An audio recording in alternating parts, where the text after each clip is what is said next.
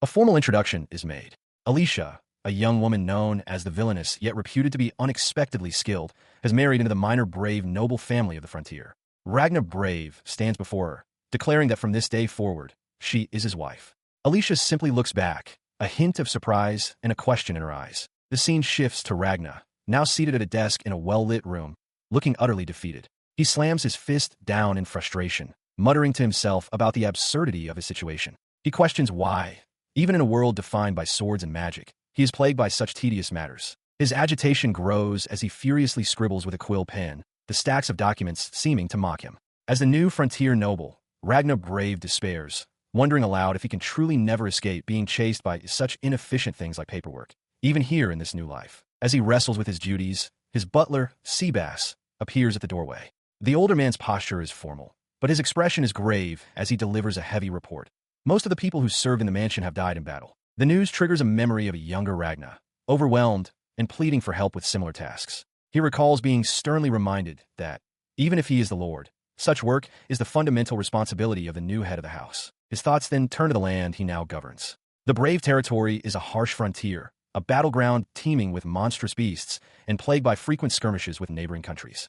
Because of this brutal reality, it is known by other nobles as the land to be abandoned. He finds it surprising that anyone in his family could handle paperwork at all. His father and older brothers were warriors through and through, their lives defined by the sword and the battlefield, not the pen. Indeed, as the third son of this noble family, his own upbringing was no different. He was drilled from an early age with an education focused solely on killing monsters and enemy soldiers, a harsh lesson that saw him facing down an orc at only 3 years old. But all that martial prowess ultimately failed him. A vision of a desolate battlefield, littered with broken weapons and tattered banners under a gray sky, fills his mind. His entire family, they all died in the war just 1 month ago. Staring down at the endless paperwork, the crushing truth settles upon him. As the only one who survived, he has suddenly been tasked with the sole responsibility of inheriting this dangerous and forsaken frontier territory. He slams his hand on the desk, overwhelmed. As the third son, he had always planned to live freely as an adventurer.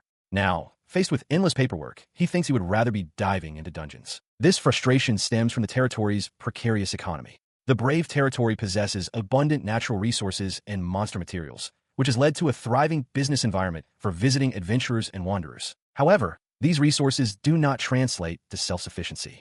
Any attempts to cultivate fields are sabotaged by enemy nations, and efforts to develop the mountain ranges are met with monster attacks, leaving the land barren and dangerous. Because of this complete reliance on the support of other nobles, Ragna understands that as the new heir, he must attend the academy in the royal capital. There, he will have to ingratiate himself with the other nobles and beg for their support, a political task he feels utterly unprepared for. He turns to his butler, Seabass, and asks if he can simply refuse to enroll, arguing that the Brave family specializes in combat training, not diplomacy. Seabass, however, firmly states that refusing is not an option. An irked vein throbs on Ragna's temple as Seabass changes the subject. The butler, with a knowing smile, announces that he has something important to discuss. His light-hearted tone vanishes as he leans closer, specifying that the matter directly concerns young Master Ragna himself. Seabass's next words strike Ragna with the force of a physical blow. A marriage proposal has arrived. The young lord is stunned into silence, his hand rising to his face as the spectral image of a veiled bride materializes in his mind. He recovers enough to question the timing,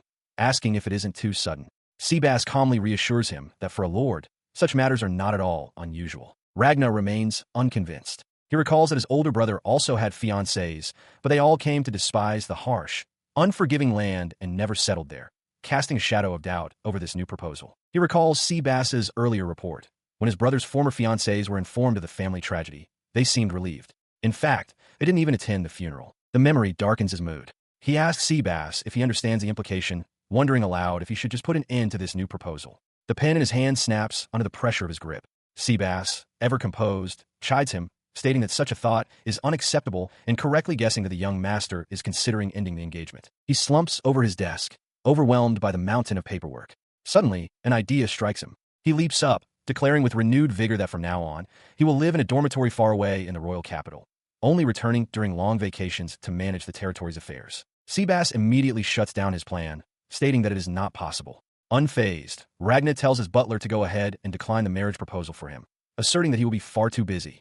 As he speaks, Seabass simply offers him a spare pen. The butler explains why refusal is not an option. This time, the marriage proposal comes from the Oldwood ducal family, the very same family that provides the brave territory with essential weapons and food aid. The revelation leaves Ragnar speechless, the spare pen falling from his grasp. He frantically asks Seabass for the rank of their noble title. Seabass confirms they are earls, but clarifies they are frontier earls, a rank well below that of a duke. Despite the disparity, he affirms that a marriage is indeed possible. The name Oldwood echoes in his mind, triggering a profound realization.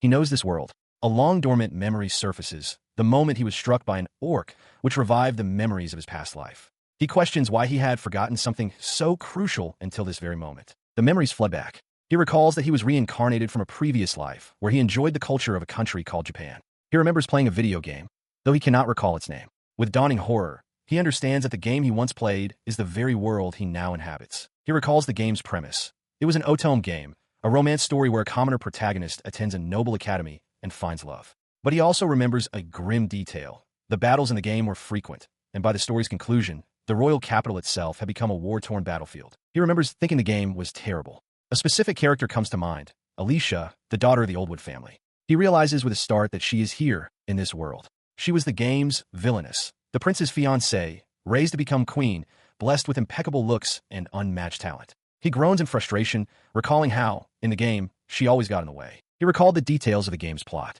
While Alicia was beautiful, her personality was the absolute worst.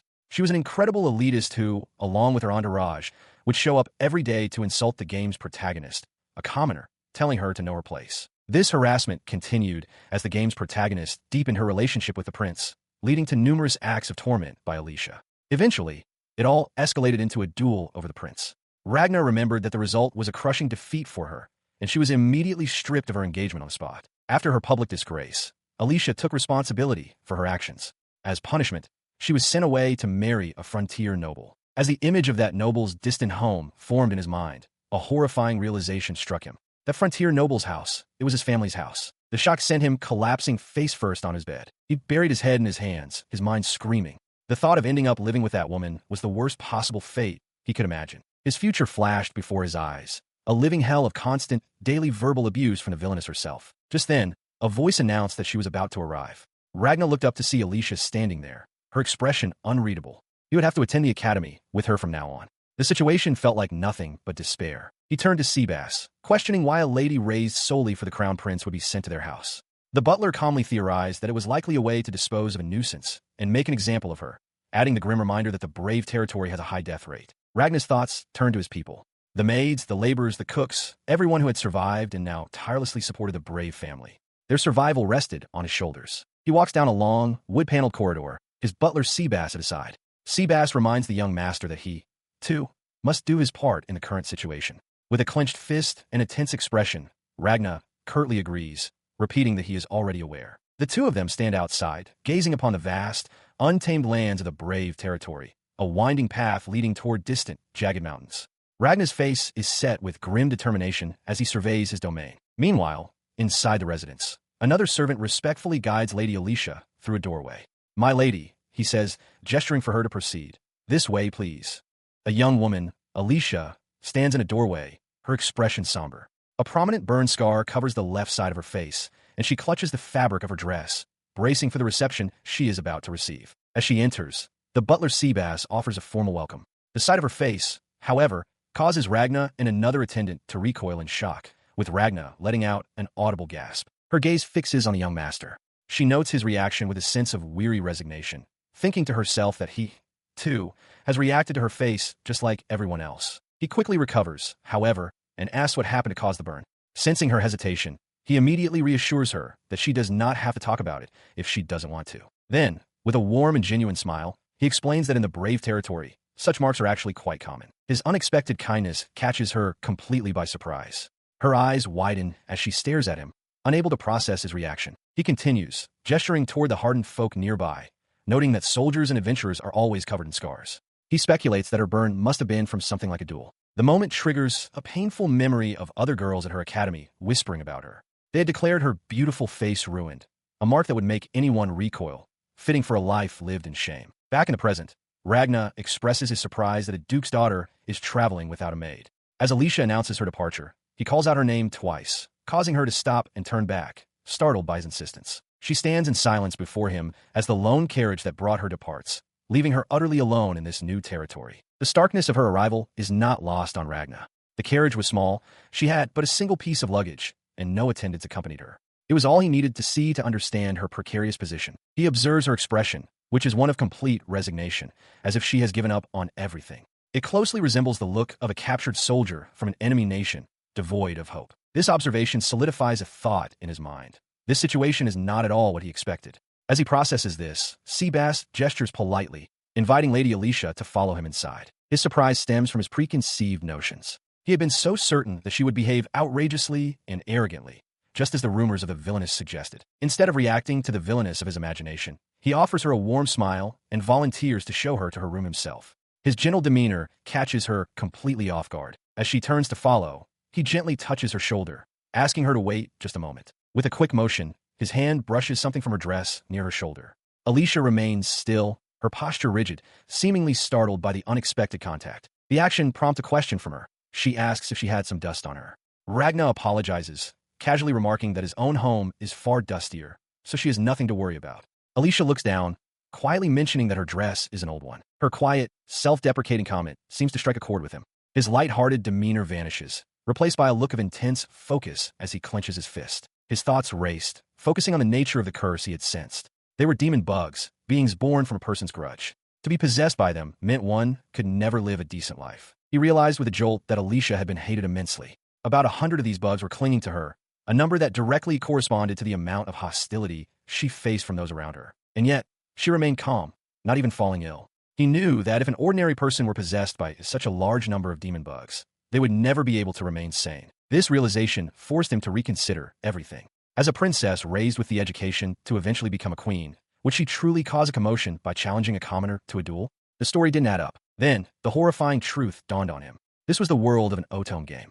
To make the story more dramatic, an antagonist was essential, and Alicia's very way of being had been distorted to fit that role. He knew it now, her fate in this world. Looking at her, he thought to himself that they were both having a tough time, tossed around by a predetermined destiny. He recalled the game's plot.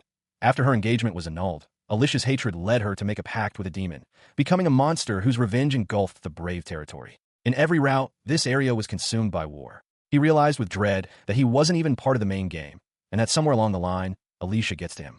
The situation was seriously bad. He looked out at his land, a wave of despair washing over him. At this rate, no matter how much he struggled, his territory was doomed to destruction. He and Alicia were both just victims, dragged around by fate. He desperately wondered what he should do. But then, his despair hardened into resolve. All right, he decided with fierce determination. In that case, he would help her turn over a new leaf and get back on her feet. He looked at Alicia, whose expression was soft and unknowing.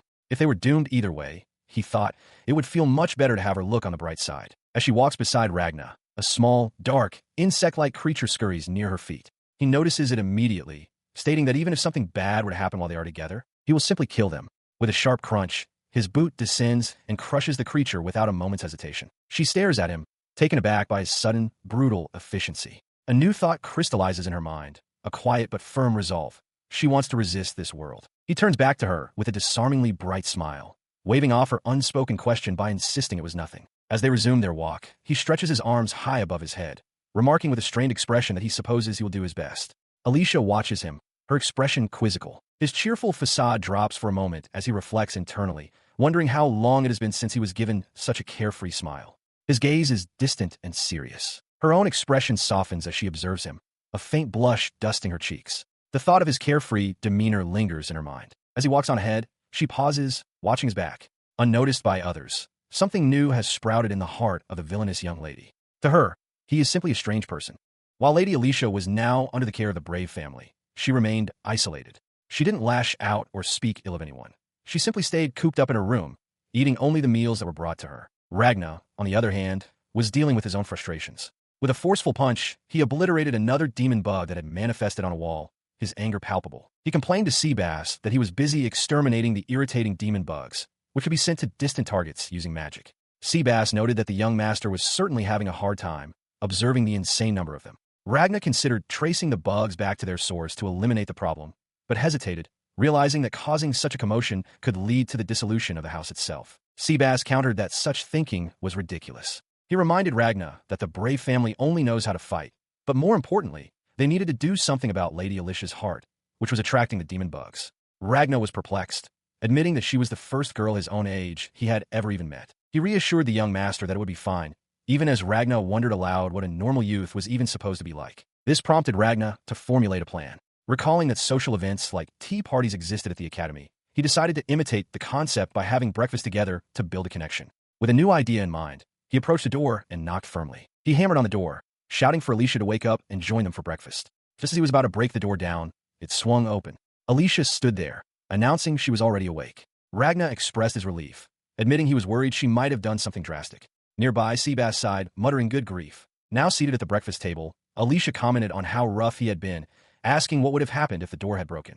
Ragnar, holding a hammer, nonchalantly replied that he was well practiced in repairs and not to worry. He then urged her to enjoy her breakfast and coffee. She hesitantly lifted the cup to her lips and took a tentative sip. The taste was too much. Alicia began to cough, finding the drink far too bitter. She apologized, explaining that it was her first time drinking coffee, as she usually drank tea at home. Ragnar, surprised by her reaction, could only ask what was wrong. In response to her reaction, Ragnar moves to add sugar to her coffee, explaining it will make the drink better. He apologizes for not having prepared any sooner, noting that sugar is an expensive luxury in this world that they usually cannot afford. Alicia reassures him that it's fine. He cautions her to be careful, as drinking it before bed might keep her awake. Taking a sip, Alicia's expression softens at the sweetness. As she enjoys her coffee, Ragnar begins to eat his own meal, crunching loudly on something from his plate. Her moment of peace is shattered when she sees what he is eating. With a gasp, she asks if it's poisonous.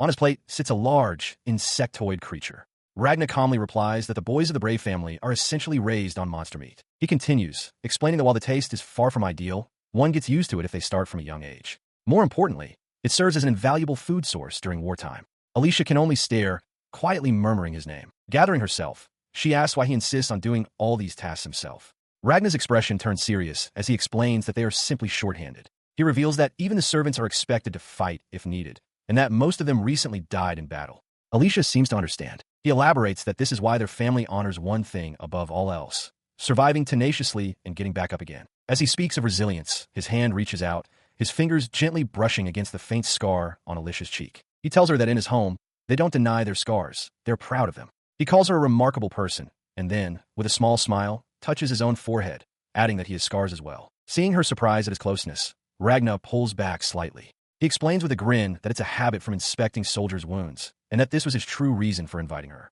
Alicia blushes, flustered by how close he had been. She looks down, her thoughts swirling. In the face of nature and the harsh realities of this land, she reflects. Human conflicts feel so insignificant. The realization makes her feel small. After a moment of quiet contemplation, she makes a request, asking if Ragnar could show her around his family's land. With a bright smile, he readily agrees, delighted by the proposition. His tour, however, leads them deep into a rugged, forested mountain path. Alicia, struggling to keep up, realizes with weary frustration that while she had agreed to go, no one had mentioned the journey would be so strenuous. He explains that they are in the Udana mountain range, a massive expanse near the Brave territory. This area, he notes, is rich with rare plants and minerals that cannot be found in the royal capital. Hearing this, Alicia confesses her misunderstanding. She had assumed they would be visiting a town to look at local specialty goods. Ragnar cheerfully confirms her observation, pointing out that such civilized comforts are absent in their territory. He continues, explaining that the only real entertainment available is gambling. The practice is so grimly ingrained that he's heard of bets being placed on his own father's death in battle, wagers that Seabass apparently had to manage. Faced with this bleak reality, she steels herself, stating that it's fine. If this is the normal state of affairs here, she will accept it, just as she accepted the unusual coffee. Ragnar listens, a quiet intensity in his gaze. He observes her resolve, noting internally that she is making a genuine effort to adapt. Seeing an opportunity, he suggests they take a break by a stream. Alicia cautiously scoops up some water, and upon tasting it, her expression lights up with surprise at its deliciousness. He explains the source of its quality. The mountain range's high altitude and low evaporation create pristine water, a clarity unavailable in the capital. He suggests to Alicia that although this land is fundamentally harsh, learning about it can make it more bearable. He concludes that this is the core teaching of the Brave family: to learn, to know one's surroundings, allies, and enemies alike in order to survive. He remarks that he's heard a proverb with the same meaning from a distant world. Listening intently, Alicia quietly agrees. Ragnar's thoughts drift to the nature of this land, a place where people decide everything for themselves based on their own understanding and fight for those convictions. He now understands. Having seen the expressions of the people living here, he realizes it is not the grim place described in rumors. He tells Alicia that it's okay to laugh, musing that this is a place where people gamble with life and death for entertainment. Alicia, however, reflects internally that the people of the brave territory do not laugh. It is a conscious decision. Abruptly, he announces their destination is just ahead and leaps forward. Startled, Alicia calls out for him to wait. She catches up to him, taking his chin in her hand. She challenges him directly. If he claims they don't laugh, then he should be the one to tell her to laugh. Ragna looks on, surprised by her intensity. In a gentle, unexpected response, he takes her hand in his. Her thought trails off, acknowledging to herself how strange he truly is. Her face flushes as she stares, wide-eyed and stunned in his silence by his simple gesture. For a moment, they stand in silence as the sun shines down upon the path ahead. Still flustered, Alicia lets out a small sound of awe. Ragna simply watches her with a calm, gentle expression. He then kneels to unpack a small meal from a bag, suggesting they have a light snack after their walk. As he does, he turns to her, preparing to ask a question. He tells Alicia it's fine and that she can call him without honorifics, as he isn't used to them either. Flustered, she protests that it's a bit much, but he dismisses it as a small matter. After a moment's hesitation, she quietly says his name, and he confirms that it's fine. As she looks at him with a blush, Alicia poses a complex hypothetical. She asks what one would do after making a difficult decision and accepting the outcome, only to face unavoidable regret later. The question makes Ragna's expression harden as he recalls a past struggle, wondering if her words offer a real solution or are just a nice-sounding sentiment. His thoughts drift to a memory of a battlefield, where choosing one side meant losing the other. He concludes that nothing can be done about what was lost. Alicia presses on, asking what happens if there's nothing left at all. To her question, Ragna simply states that then, nothing will be left. This stark answer resonates with Alicia, who reflects that she has lived her entire life for a single purpose and now fears what will become of her if she loses it. Her composure finally shatters. She declares that as a duchess, she has already died, and that is the reason she came to this forsaken land, trying to sever her old feelings amidst a dark and menacing landscape. Ragna looks troubled by her confession, acknowledging how impossible it seems to sever such deep feelings. He then swats at the air, muttering a curse about demon bugs. Mistaking his frustration for a reaction to her words, Alicia quickly apologizes for what she perceives as an improper remark. She calls out his name, trying to get his attention again. In response, Ragna's hand clenches tightly into a fist at his side, his decision made. He turns to face her, the light of the sky framing them. With unwavering determination, he declares that he will protect her, from now on and always. Alicia is stunned into silence, her eyes wide with disbelief. Noticing her shock, he admits with a slight smile that he doesn't sound used to saying such things, even confessing he practiced a dashing line for the moment. He then makes a formal promise. Even if the Alicia of the duchy is gone, she is now Alicia of the brave family, and he will protect her no matter what. He sheepishly explains that he did some image training, imagining the posh nobles of the capital. Alicia internally sighs that all his practice was wasted. Ragna, sensing her thought, becomes flustered, defensively questioning what kind of idiot would practice something like that. He is momentarily taken aback by her gentle expression. Alicia, a faint blush on her cheeks, admits that perhaps she was overthinking things. His promise, she explains, is straightforward and easy to understand, and she does not dislike it. Her pinky finger tightens around his as she continues, warning him that if she returns to the academy with him, she will surely be exposed to a great deal of malice and hostility. Even knowing this, she asks, will he still protect her? He agrees without hesitation. With a confident smile, he assures her that he is good at dealing with such matters and that she should leave it to him. He then turns and shouts a name into the distance, Onyx, leaving Alicia completely bewildered. In response to the call, a colossal black dragon descends, its immense form eclipsing the moon. A deep, resonant voice echoes across the clearing, addressing Ragna Brave by name and declaring that it has witnessed his vow. Ragna calmly explains that the dragon is his friend, Onyx, and he wanted him to witness the vow. The revelation is too much for Alicia. Overcome with shock, she faints. Ragna cries out her name in alarm as she collapses, their first date ending with an unexpected bang. Alicia cheerfully calls out to Ragna, remarking that they seem to have grown closer after their first date. Inside an office piled high with documents, she then asks about the chaos of the previous day, specifically about the dragon. Ragna, confirming she must mean Onyx, recalls her earlier thought that it would be romantic to make a vow in front of a dragon. He explains that Onyx is a dragon living deep in the mountains, and that thanks to the creature's blessing, the local demon bugs have disappeared. Alicia, however, seems less concerned with the dragon and more with Ragna himself, asking why he seems so calm after the incident. Before he can answer, Seabass interjects, reminding everyone that the young master had previously challenged Lord Onyx to a one-on-one duel that ended in a draw, which is how he earned the dragon's acknowledgement. Internally, Ragna admits to himself that he nearly died in that fight. Hearing this, Alicia looks down, flustered, thinking she must have looked like a fool for panicking.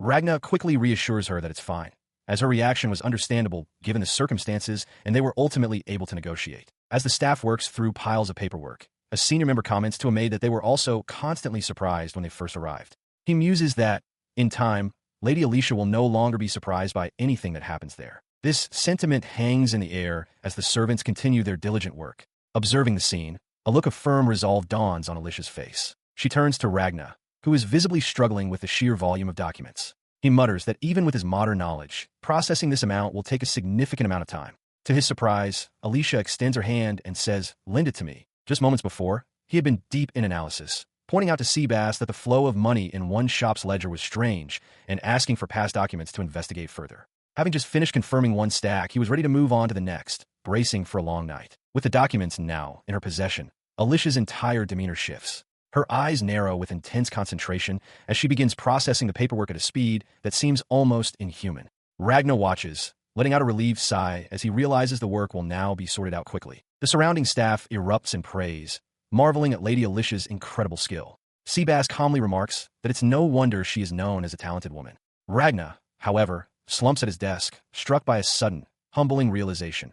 The people of this era apparently lack basic education, which explains why his own knowledge seemed so exceptional until now. He watched her, a quiet thought forming in his mind. When the demon bugs are not attached, Alicia can smile just like a normal girl. As if on cue, she turned to him and announced her intention to help with the cleaning at the mansion. The surrounding staff reacted with shock, protesting that they couldn't possibly allow Lady Alicia to perform such tasks. Despite their pleas for her to wait, Alicia calmly explained that she is now a servant of the Brave family, and, as a human, she wants to experience all the things she has been unable to do until now. From his desk, Seabass quietly remarked on what a good child she is. Seabass then declared that he, too, will harden his heart, having left some work for the young master.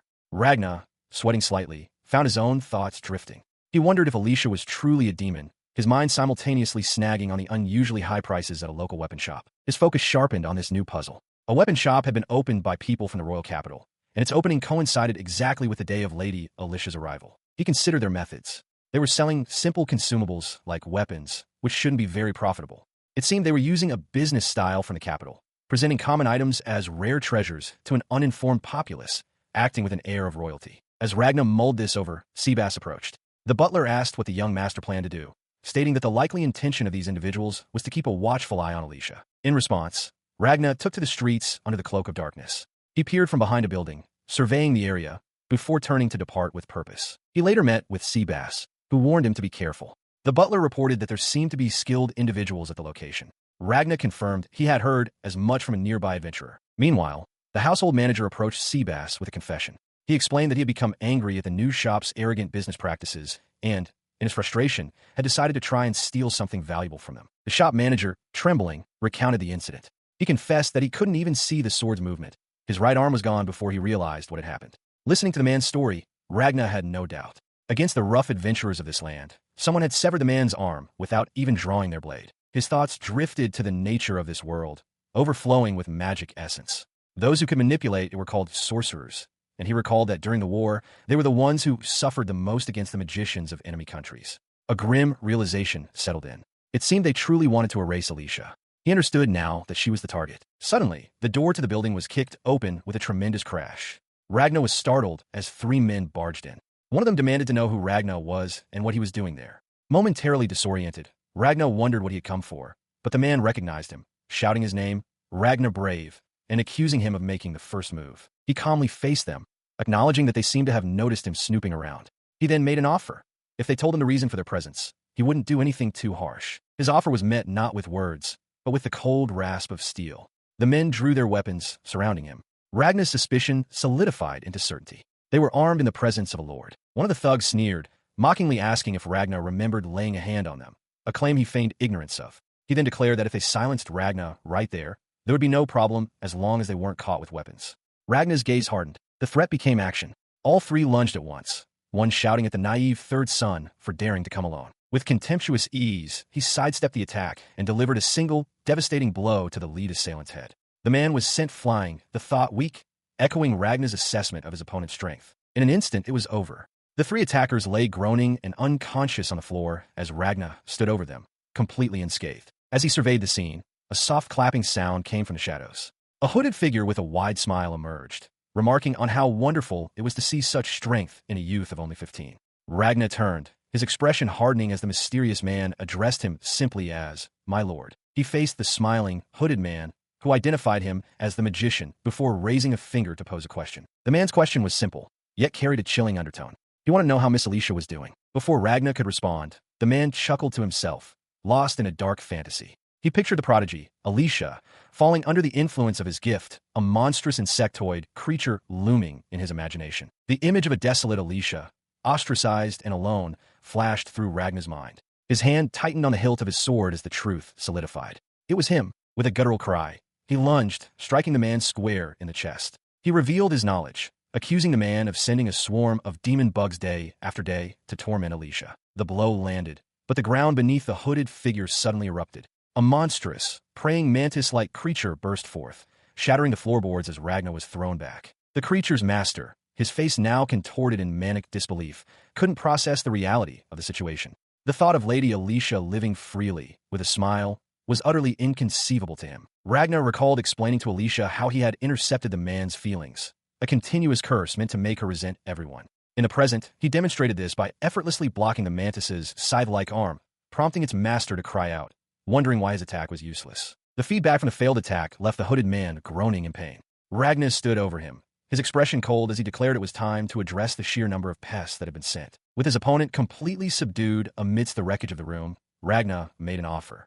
He would spare the man's life, but only if he revealed who was behind this entire plot. He brought his blade down in a swift, decisive arc, declaring the strike was for all the trouble the man had caused Alicia. As the hooded man collapsed, his final moments were spent whispering futile curses, but Ragnar stood over him, unmoved by the malice. With the threat neutralized, Seabass appeared, asking if it was over. Ragnar, a confident smirk on his face, dismissed the man's final words by stating he was already cursed. He then calmly instructed Seabass to clean up the aftermath, a request the butler accepted without question. Sometime later, he approached his butler with a serious question. Looking ahead to their time at the academy, he asked if there was any way to keep Alicia close to him. Seabass, however, completely misinterpreted the inquiry. The butler's mind leaped to a scandalous conclusion, questioning if Ragnar meant living under the same roof and suggesting that becoming pregnant as a student was a complicated matter. A mortified Ragnar frantically insisted that was not what he meant at all. As night fell, casting the grand estate in shadow, the conversation was left unresolved. Walking alone through the quiet town, Ragnar found himself in a state of deep reflection. He wondered when his heart had become so numb, questioning if this was the first time he had gone to such lengths for something other than avenging his father. A flicker of doubt crossed his mind as he considered whether he would even be able to fit in at the academy. Meanwhile, inside the mansion, Alicia was also preparing for the future. While writing, she made a mental note of various things about the academy that she needed to tell Ragnar. As the night deepened, their separate thoughts were united by a shared, unspoken affection. A few months later, Alicia is found working in the garden on her own.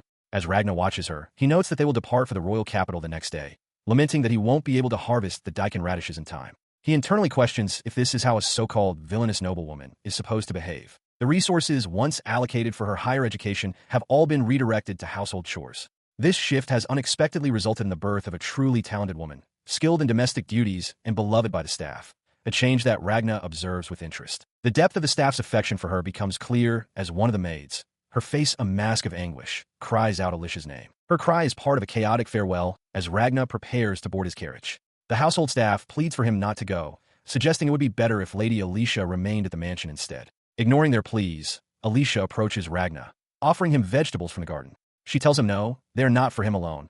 They should be sent to the academy for everyone to eat together once they are ready. As he deals with the commotion, a maid presents him with a thick collar.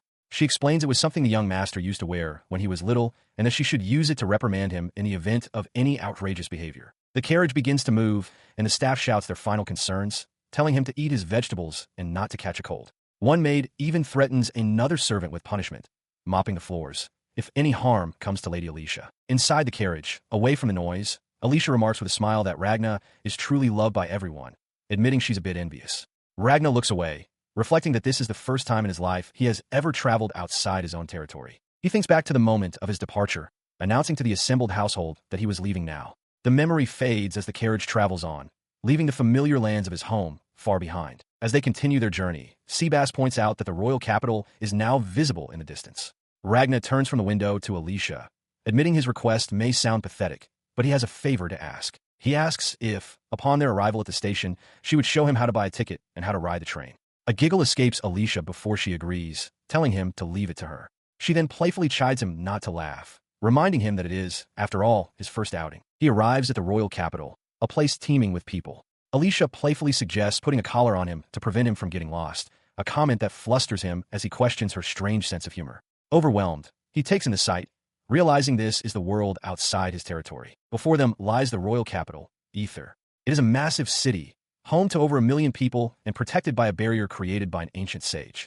Ragna notes that while it feels cramped compared to the vast brave territory, the absence of monsters and war makes it clear why so many people gather here. Having arrived by train, they proceed to what appears to be a reception area. Ragna asks if their dormitory is located within the school grounds. Alicia confirms this, adding that the dormitories for boys and girls are separate, a fact that seems to please him. Their destination, however, is a shock. They stand before a single, shabby, dilapidated building. Ragna is appalled by its condition, and his dismay deepens when Alicia clarifies that boys and girls live together here. She then hands him a letter from Seabass, noting the dormitory's great distance from the school. Alicia, holding the letter, understands the situation. She explains that Seabass has evidently spread the word of Ragna's return. This arrangement, living in a rundown dormitory and facing public humiliation, is a calculated move to appease the nobles who oppose him. Ragna reads the letter, written in what is known as the Brave script. He considers the bright side. If no one else is around, it's actually convenient, though it desperately needs cleaning. He even muses about starting a vegetable garden in the courtyard, an idea to which Alicia agrees. He crushes the letter in his fist. A young attendant appears, bluntly informing Ragna that condoms are in his room. The attendant then confesses that ensuring the two of them live together was all he could do. He urges Ragna to pass the exam and enter the same upper class as Lady Alicia, wishing him luck. The challenge is steep. The Ethernam Academy, which gathers nearly all the noble children of the country, divides its classes by rank. The upper class is reserved for those with the potential for marriage into royalty. All others, should they pass, are relegated to the lower class. However, there's another path. Even commoners can enroll if their magic or knowledge is recognized as exceptional. Such individuals are granted the special status of descendants of sages, opening a door for advancement based on merit alone. With this knowledge, Ragna's expression hardens. He acknowledges their difficult position. He, a noble from a remote land, and she, a so-called villainess. But as Alicia watches him, he crosses his arms, his resolve firmly set. He stands firm before the dilapidated dormitory, his gaze fixed on the path ahead. Turning slightly toward Alicia, he reassures her with unwavering confidence, declaring that if the challenge is a matter of skill, he will prove they are more than capable of winning. Arriving at the examination grounds, he is immediately confronted by a large, imposing man with crossed arms.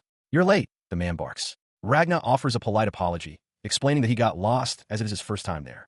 The examiner dismisses the excuse with a click of his tongue, deriding a noble from a remote land for keeping an upper-class teacher waiting. He then points to a device, instructing Ragna to begin with a basic magic test and to fire at it with his maximum power. As Ragna prepares himself, adopting a low stance to channel his energy, the examiner watches with visible disdain. He sighs heavily, muttering to himself about the misfortune of having to oversee this particular test. He, in turn, observes the examiner's dismissive attitude, a flicker of understanding in his eyes as he realizes the man's reluctance. Without another moment's hesitation, Ragna unleashes his magic.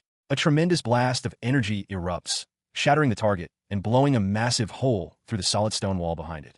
The examiner can only stare, his jaw slack in disbelief. The dust settles to reveal the full extent of the devastation, a gaping, perfectly circular void where the wall once stood. The examiner's face is a mask of shock. Amidst the stunned silence, Ragna stands calmly. He asks the teacher if he has passed.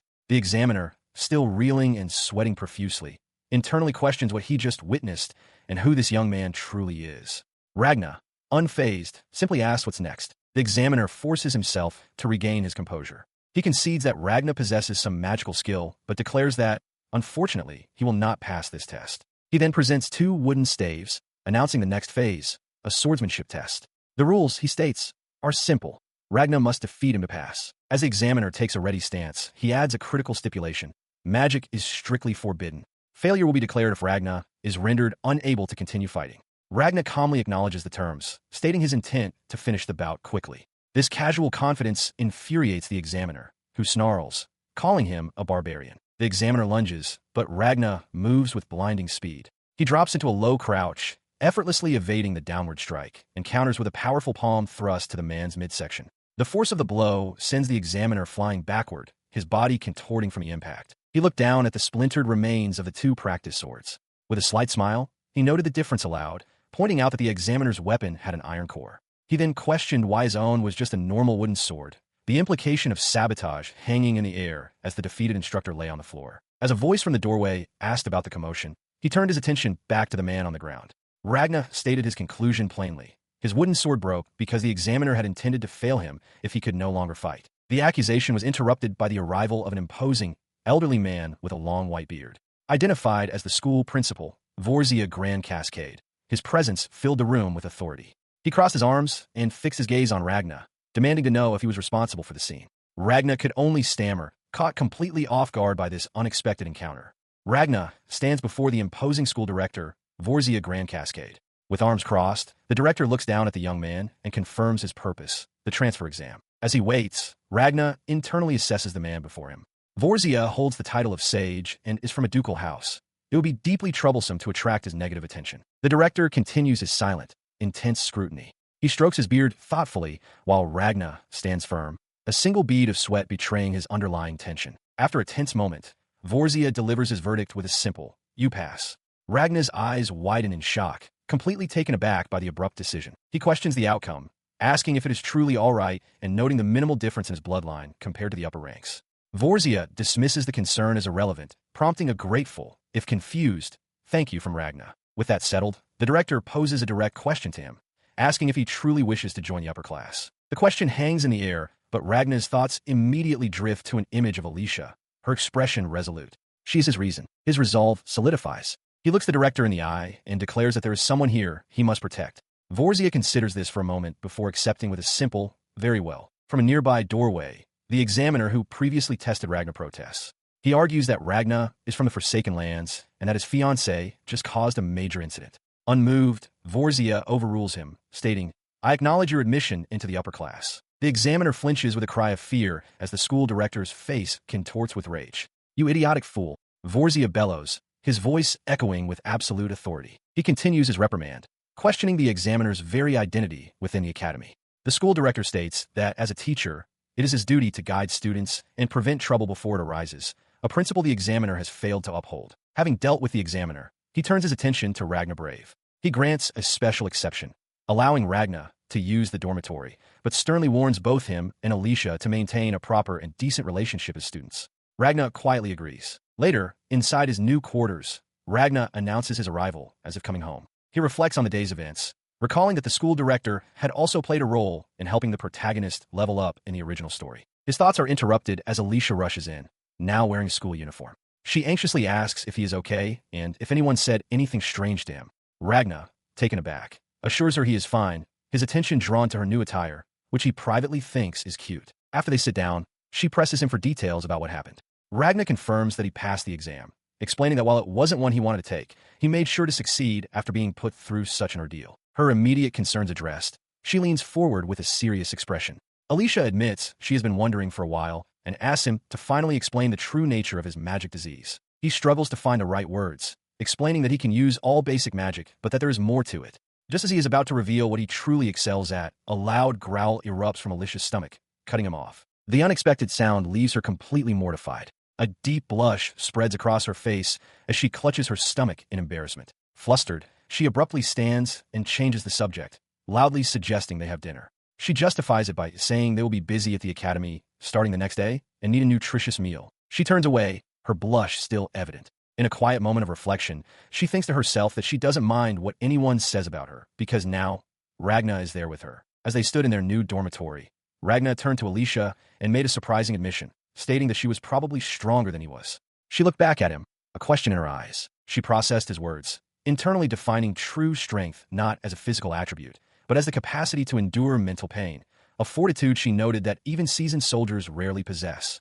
She concluded with the firm belief that she is who she is because she understands herself completely. Later, walking through the academy grounds in their new uniforms, they drew the attention of other students.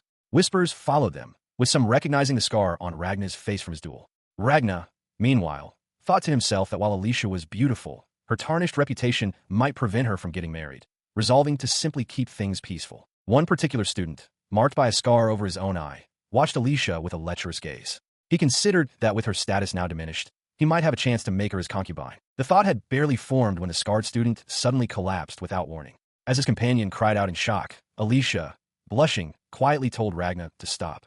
Ragna simply feigned ignorance. Sometime later, their first day of classes began. Ragna and Alicia sat amongst their peers in a grand lecture hall as a teacher addressed the room from the front. As the lecture droned on, a student next to Ragna leaned over, asking if everyone from the mainland was so weak.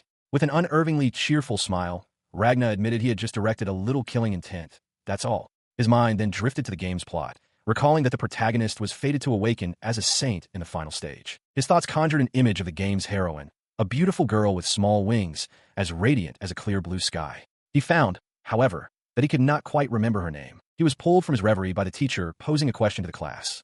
With focused certainty, Ragna provided the answer, Mariana Ocean. His correct response prompted the teacher to elaborate. She explained that the magic most frequently used by the great sage was one with no attribute, and that to master such a power, one would need to reach the pinnacle of nothingness. As the school day begins, a new student stands before the class. She has light-toned hair and braided pigtails and wears round spectacles, her expression as smug and clear as a blue sky. From his desk, Ragna's eyes widen in shock. A bead of sweat forms on his temple as the realization hits him. It's her, the heroine.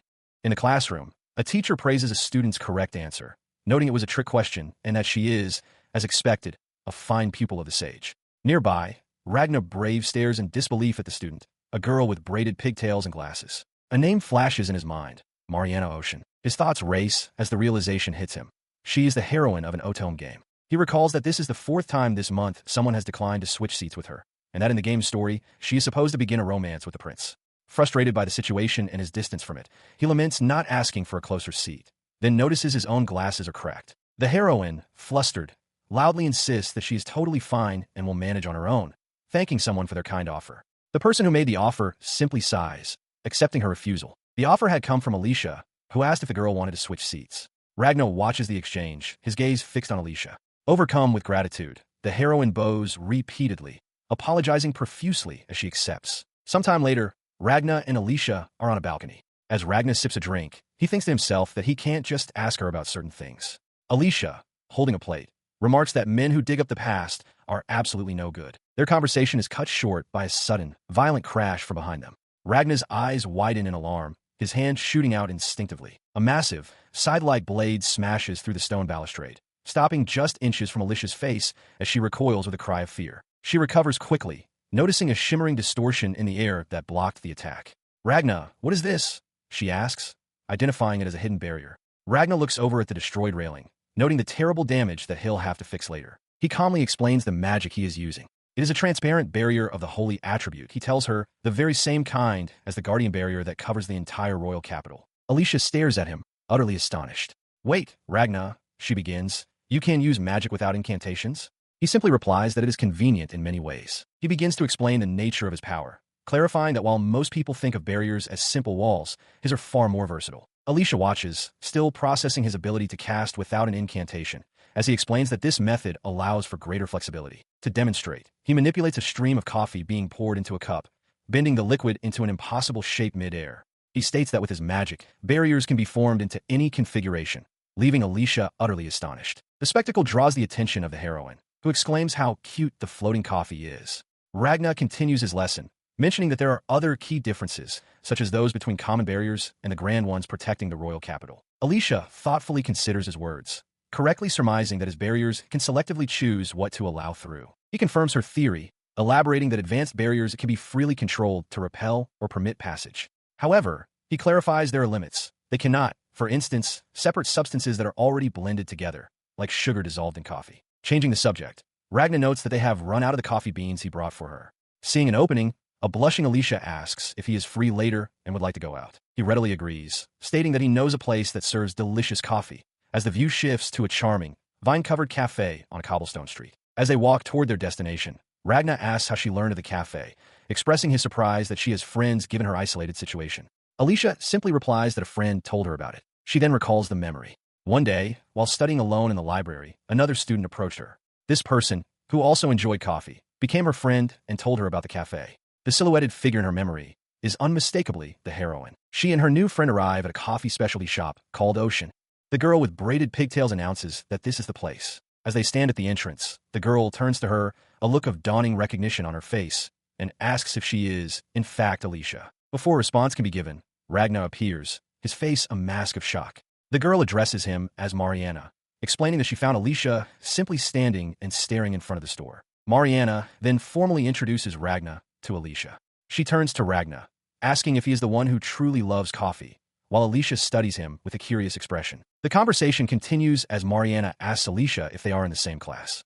Alicia confirms this is true, though she admits they have never actually spoken to one another. Mariana then casually reveals that she, too, is of noble status before declaring that Ragna is her fiancé. The revelation sends Alicia into a flustered panic, wondering why she is with such a person and realizing she may have offended nobility. Her composure shatters.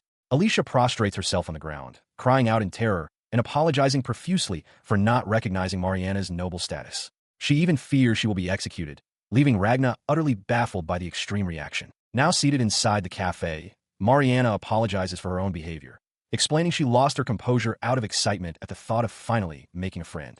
Alicia assures her she did nothing wrong. Ragna, however, is internally dismayed, thinking how disappointing the main heroine has turned out to be. Mariana's thoughts drift back to a time she saw Alicia drinking coffee in the library. Based on that observation, she had mistakenly assumed Alicia was a commoner, just like herself. She explains her assumption further. Coffee is considered a commoner's drink, and she had heard there would be 2 disciples of the sage this year. This information hits Ragna with the force of a physical blow. In the game he knew, there was only one. The existence of a second disciple is a fundamental change to the story he thought he knew. He turns to Alicia, seeking confirmation. So you didn't know about the commotion I caused? That's why you were acting alone, right?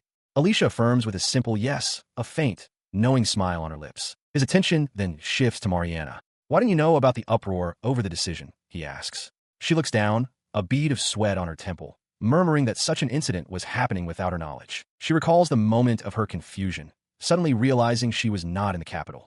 She remembers taking the wrong carriage to the academy that day. Ragna listens, his expression turning serious. He questions why the carriage would go somewhere else, especially on the day of such an important event. He wonders aloud if it was a mere coincidence, or something more. As Ragna ponders the strange coincidence, Alicia addresses Mariana directly. She mentions hearing that Mariana is a genius at magic, but also somewhat scatterbrained. Ragna then asks about her parents. Mariana, however, seems to latch onto the first part of Alicia's statement, puffing her chest out proudly. I'm good at magic, she declares, adding with a blush that her parents say she is useless at everything else. Alicia, noticing Ragna's shocked expression, immediately apologizes for her inconsiderate question. But Mariana continues, her tone shifting to something more somber. She reveals that her parents are dead, having passed away from an illness a year ago. She looks down, a gentle, melancholic smile on her face. No, it's fine, she reassures them. She explains that the reason she is here now is thanks to her parents. Shifting the mood once more, Mariana turns to her guests with a bright smile. She notes that she invited them, but hasn't served them anything yet, and offers them both some coffee. A cup of dark coffee and a slice of cake sit prepared on the table. Alicia accepts the offer and takes a sip from her cup. Her eyes widen in pleasant surprise as she exclaims, "Wow, it's delicious." At a table, Alicia takes a sip of coffee and expresses her amazement to Mariana, noting how completely different and superior it is to Ragna's brew. Ragna, tasting it himself, can only agree as Mariana lets out a small, pleased laugh. He turns, perplexed, and asks what could possibly make her coffee so different when they use the very same beans. Taking a thoughtful sip from his own cup, Seabass interjects with a dry observation, questioning if the pronounced bitterness is perhaps a metaphor for the young master's life. Seeing Mariana's flustered reaction, Alicia quickly reassures her that Seabass is only joking. Ragna, however, turns back to Mariana with genuine admiration and declares that from this day forward, he will consider her his mentor in the art of coffee. Her thoughts turn inward as she observes them. It's strange, she muses. Ragna and Alicia are nobles, yet they aren't frightening in the slightest. This realization brings back a memory from long ago. A neighborhood child had once given her a chilling warning: defy the nobles, even a little, and you will be killed. She continues her story, recalling how during that same period of her childhood, she was struck by a noble's carriage. Just as the child had warned, the occupants of the carriage showed no sign of caring, leaving her injured on the dirt road. The accident had lasting consequences. Her eyesight worsened. Hearing a rumor that coffee could improve vision, her parents decided that the whole family would start drinking it together. Returning to the present, Mariana's eyes gleam with an almost manic passion as she holds her cup. She explains that this pursuit led to an appreciation for its richness, and before they knew it, the entire family had become coffee fanatics. He processes her intense story, then shifts the topic. He asks if she is skilled with magic. With a bright yes, Mariana confirms it, adding that among all her skills, the one she is best at is. She reveals that her special skill is recovery magic, the power to heal people. Alicia is taken aback, exclaiming that such an ability is extremely rare, a sentiment with which Ragna quietly agrees. Mariana continues to explain that while recovery magic is scarce in this world, it was a prominent feature in the game. There, the character known as Saint Mariana could heal any disease, exorcise demons, and even regenerate lost limbs. This desire stems from a personal tragedy. A year ago, she was powerless to help her sick parents. She confesses that she studied hard so that if she ever had someone precious to her again, she would be able to save them. Moved by her story, Alicia embraces her tightly. Mariana then notices the shop is empty, wondering where the other customers are. In response to her question, Ragna sheepishly admits that he was the last one to enter and close the door behind him. Alicia stares at him, a vein throbbing on her forehead in silent shock. Her shock turns to fury. Alicia grabs Ragna by his collar, shaking him like a misbehaving dog and yelling that he's obstructing business and must open the door immediately. Mariana calmly intervenes, assuring them it's all right. She explains that she has been focusing on her studies recently and has been closing the shop on holidays anyway. As Ragna and Alicia prepare to leave, Mariana asks if Alicia isn't going to enter the dormitory, noting that as the sage's child, she will likely be exempt from various rules. Standing at the threshold, Alicia thanks Mariana for the day. She stands alone in her doorway, a gentle smile on her face. She declines, stating simply that she likes this house. Her expression warms as she looks at Alicia, offering her friendship and support. She tells Alicia to let her know if she runs into any problems at the academy. The heartfelt offer visibly moves Alicia, who blushes slightly. She thinks to herself that those words are more than enough, and offers a simple, sincere thank you. In the background, Mariana looks on, starstruck and impressed. As she stood beside Ragna, Alicia was taken aback when Mariana made a peculiar request, asking Ragna to please give her Alicia. Ragna flatly refused, leaving a flustered Alicia to wonder what the two of them were even talking about. His firm refusal gave way to a quiet walk with Alicia under the night sky. As they strolled, Ragna glanced at her, a thought forming in his mind. She was fundamentally a good person. He wasn't the only one who saw something special in her. Mariana's thoughts drifted back to her first meeting with Alicia, recalling her beautiful eyes. She remembered someone who looked straight at her, possessing the same unwavering gaze that she saw in Ragna. Walking beside him, Alicia seemed to grasp the sentiment, remarking that people with a strong inner core often develop such a direct way of looking at the world. Ragna quietly affirmed that he understood. She then asked if he, too, had ever encountered someone like that. Ragna simply confirmed that he had. His gaze settled on her as he elaborated, describing her as both beautiful and cute, with eyes that carry a strong will capable of resisting fate. Flustered by the sudden, princely compliment, Alicia blushed deeply and playfully questioned him. Ragna demurred, stating he wasn't the princely type, but a light-hearted flirtation had already begun between them. In the original story, their destinies were set, a villainess, Alicia, and a commoner protagonist, Mariana. They were fated to be locked in a bitter battle until one of them was destroyed. But those two fated girls are now having lunch together. Mariana expresses her admiration for Alicia's mixed sandwich, and Alicia warmly offers her a piece. Observing from a distance, Ragna watches them, a small smile on his face. He reflects internally that harmony among friends is a beautiful thing. His pleasant thought is immediately shattered by a wave of unease. A bead of sweat forms on his temple as he wonders, but how did it end up like this? Later, Mariana sits alone, noticing that Ragna disappeared as soon as break time began. Though he takes his classes seriously, she can't help but wonder where he went. Elsewhere, Ragna's expression is grim. He considers that now that Alicia, someone abandoned in the wasteland, is with him, the criticism against her will likely intensify. He walks away, lost in thought, for the protagonist and the villainess to get along. He questions what kind of fate this is, resigning himself to being a mere side character. His mind flashes back to the original game's world. In that reality, Mariana, the commoner, enjoyed a peaceful school life. Alicia, however, lost her duel and was exiled to the frontier territory. The stark contrast leads him to a firm conclusion, visualizing a fallen combatant on a shattered floor. In this world, Mariana is not the one he must fight. If that's the case, then who defeated Alicia? The memory of her kneeling in defeat before an unseen figure surfaces, and a look of dawning horror spreads across Ragna's face as he asks himself, just who was it? He watches from a distance, his mind processing the new information. A prince had apparently caused the duel, and Ragna felt a pull of curiosity about the unfolding situation. His search led him to a balcony overlooking a courtyard. He had found them.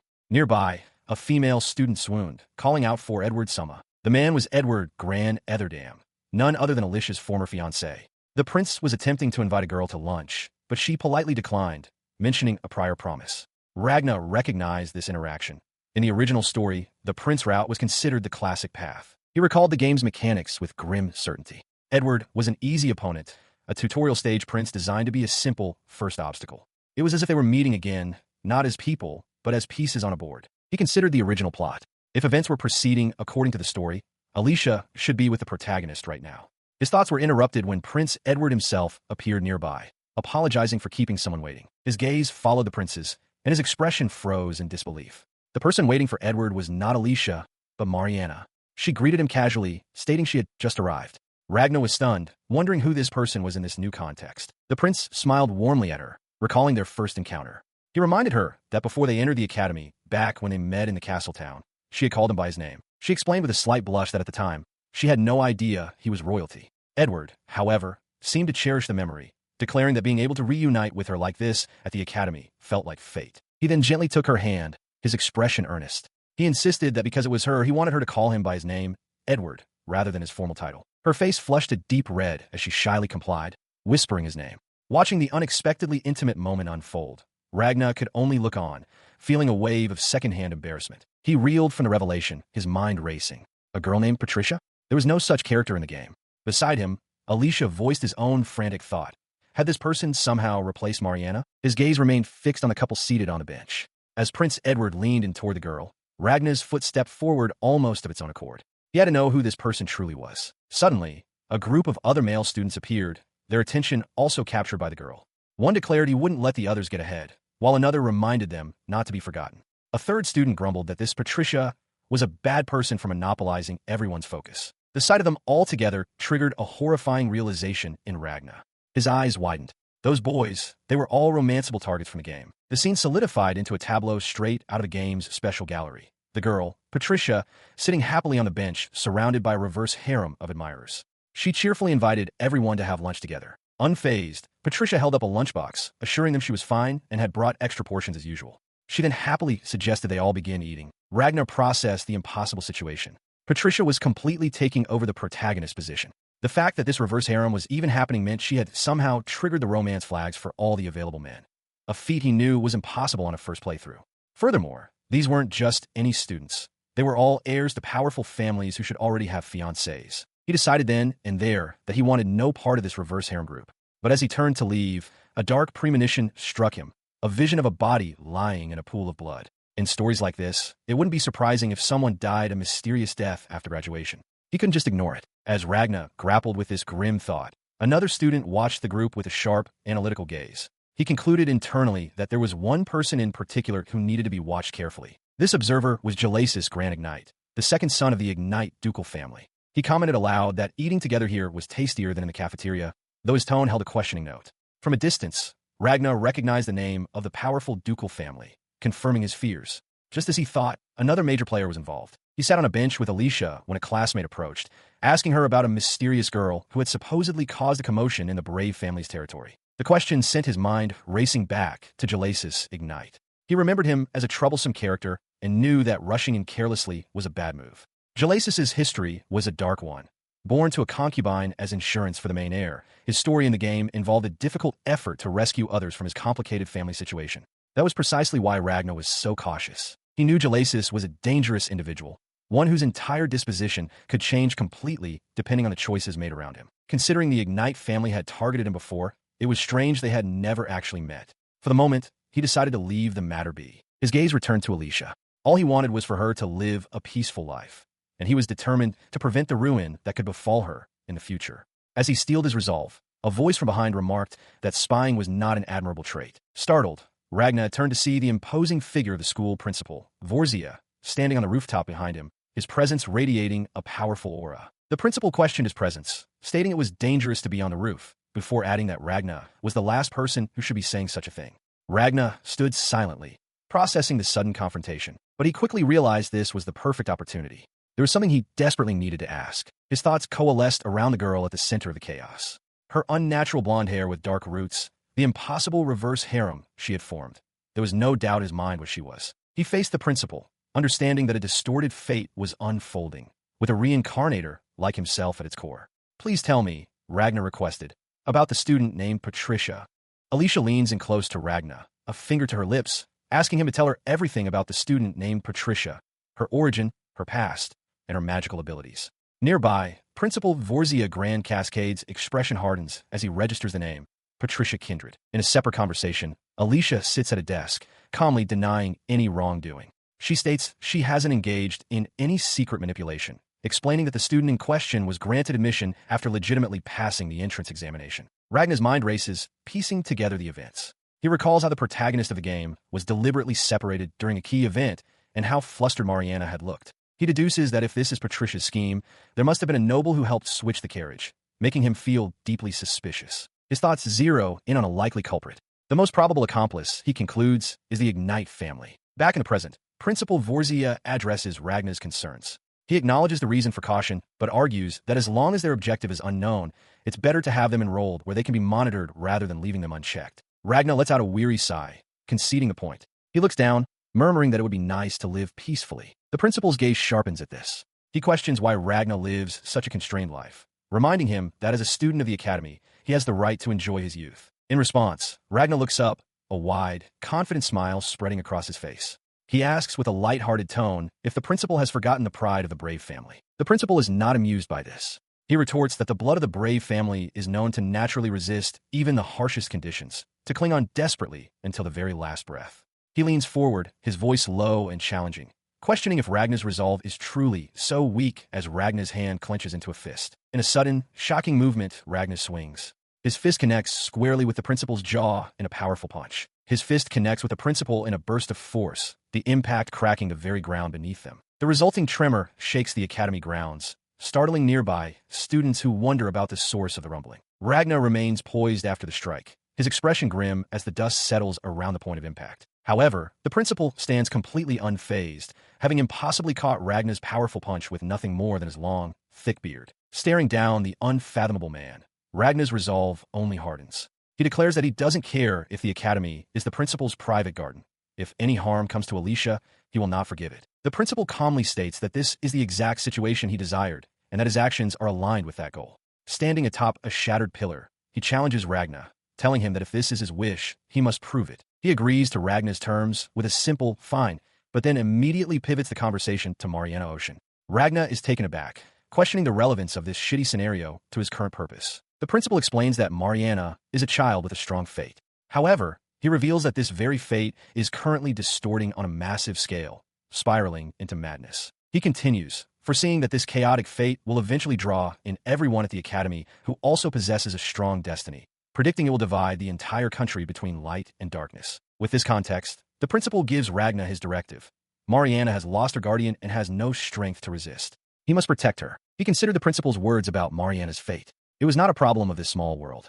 It lay somewhere else, in a different place entirely. As he contemplated this, his charge, Mariana, fidgeted beside him. She clutched her hands together, a bead of sweat on her temple, admitting that she was getting very nervous. Her anxiety was palpable. Ragnar asked if this was her first time in a dungeon, to which she affirmed.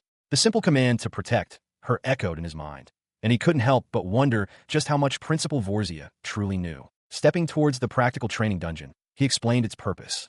This was where they would apply the magic learned in class. He warned that while safety measures were in place, a moment of carelessness could still lead to injury. Nearby, another student, a young woman named Patricia, feigned weakness before Prince Edward. Thanking him, she lamented her frailty, prompting the prince to gallantly promise his protection. He watched the display with a weary expression. To him, it was clear that for many, this dungeon expedition was merely an opportunity to get closer to their romantic targets. Despite his cynicism, he knew there was more at stake. An important event was hidden deep within this place, connected to a sacred relic. His gaze hardened as he considered his next move regarding that fake. His train of thought was broken by a familiar voice. Alicia had arrived, apologizing for the delay and announcing her readiness. Ragnar was taken aback, his heart skipping a beat as he noted she looked like a battle-hardened adventurer. His excitement was tempered by the whispers of another student, who dismissively referred to Alicia as the damaged girl. The source of the insult was a pair of haughty-looking students. One, with her hair in elaborate ringlets, sneered about a persistent commoner trying to cling to the academy by cozying up to others. Her companion readily agreed, addressing her as Lady Ekaterina. He recognized the girl with the drill-like hair instantly. That was Lady Ekaterina, the very same person who used to be constantly by Alicia's side. A look of concern crossed his face. He watched as Lady Ekaterina continued her tirade, complaining about the presence of so many lowlifes.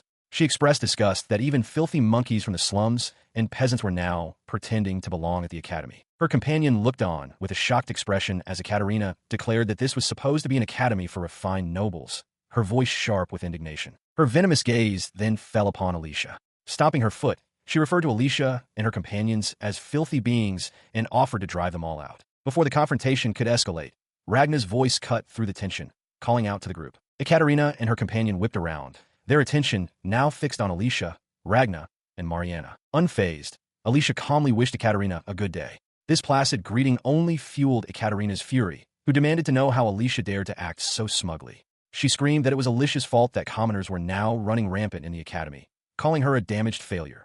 Alicia accepted the verbal assault, admitting that she deserved whatever hatred Ekaterina felt for her. However, she firmly stated that Mariana had nothing to do with their conflict. With a steady gaze, she then challenged Ekaterina, stating that if she had something on her mind, she could request a duel or anything else. As she stood her ground, Mariana leaned in close, whispering her doubts. She told Alicia she didn't think she could win, not against her, and not against the other disciples of the sage. Ekaterina scoffed at the challenge, her face contorted with disdain. She mocked Alicia for getting cocky just because she built a monkey mountain and sneered that it suited her to just spend her life drinking coffee. The insult landed with no effect. Alicia simply closed her eyes and smiled serenely, replying that she would indeed drink the coffee because she likes it. With a click of her tongue, Lady Ekaterina declares the smell of beans unbearable. Calling the entire affair a buzzkill, she turns and orders her companions to leave. Ragna watches them depart, a knowing look on his face as if he had anticipated this exact outcome. Beside him, Alicia and Mariana stand quietly. Following their departure, Alicia turns to Ragna, her expression soft with apology. She tells him it is her fault for getting him caught up with such a strange person, but then her gaze fills with admiration as she declares him to be strong. He dismisses her apology, insisting that she looked cool during the confrontation. With a gentle smile, Ragna confesses that it was her display of strength that made him feel so strongly and ultimately led him to like her. The conversation takes a darker, more playful turn. Mariana points out that Ekaterina's group had also made fun of coffee. Ragna, smiling, asks if he should kill them for calling Alicia a damaged one, a suggestion Mariana seems to consider for both insults. As Mariana thoughtfully considers the grim proposal, a heavy boot plants itself firmly on rocky, crystalline ground, signaling their arrival at a new destination. The trio, Ragna, Alicia, and Mariana, now stand within a cavern shimmering with crystals. Ragna looks around, confirming their location, the dungeon. Inside, Mariana cheerfully reports that the traps and monsters have been welcoming them one after another, while Ragna and Alicia are shown comically navigating the very same hazards. Suddenly, a spear hurtles through the air, aimed directly at Ragna's unprotected back. Mariana cries out his name in alarm as the weapon closes the distance with deadly speed. The projectile stops dead, just millimeters from his uniform. Ragna turns, completely unfazed, and reassures a worried Mariana that he is okay. He explains that there's always a protective barrier around his body. He elaborates on his protective magic, confirming for Alicia that it will indeed fail if his magical power is depleted. Mariana, impressed, calls it an extraordinary skill. He continues, explaining that the barrier was created from a simple idea. If he covered his entire body, he wouldn't have to be afraid. A memory surfaces of a much younger Ragna, cowering within a glowing sphere as monstrous beasts clawed at it from the darkness. That near-death experience, which happened long ago, spurred him to practice relentlessly. Now, he can maintain the barrier subconsciously, a fact demonstrated by arrows deflecting harmlessly from his person during past training. His explanation concludes, and Mariana asks if the Brave Territory is a scary place. Alicia smiles, reassuring her that it is, in fact, a very nice place. Seeing a good opportunity, Ragna invites the two of them to his home during the summer break for some training in the mountains. Mariana enthusiastically accepts, exclaiming that she would love to go. He enthusiastically dubs his plan the Brave-style boot camp, declaring that through it, they will all become users of chantless magic. Mariana is overjoyed at the prospect of being trained by him. Ragna confidently accepts the responsibility. Alicia, more reserved, agrees but asks him not to kill her. Mariana's attention then returns to the dungeon, noting its mysterious nature. Her curiosity leads her to wonder aloud why the monsters in this dungeon vanish into mist without leaving any corpses behind. Pondering that the place was created by ancient sages, Mariana decides to take a sample of a wall. She produces a hammer and chisel, but as she strikes the stone, the hammer's head shatters on impact, startling her and Alicia. The failed attempt triggers a hidden mechanism. A vast, intricate magic circle erupts with light on the floor, trapping a surprised Mariana at its center. Ragna and Alicia can only watch in shock as he cries out her name. Ragna, Alicia, and Mariana are sent plummeting through a swirling dark vortex. As they fall, Ragna desperately calls out Mariana's name, his mind racing with the question of what awaits them beyond this sudden, violent leap into the unknown. They land with a heavy thud in a dark, cavernous space. Ragna has managed to catch both Alicia and Mariana, holding them securely as they find their footing. Looking around at the ancient, crumbling pillars that surround them, Mariana asks what this place is. As the group takes in their grim surroundings, Ragna's expression remains steady.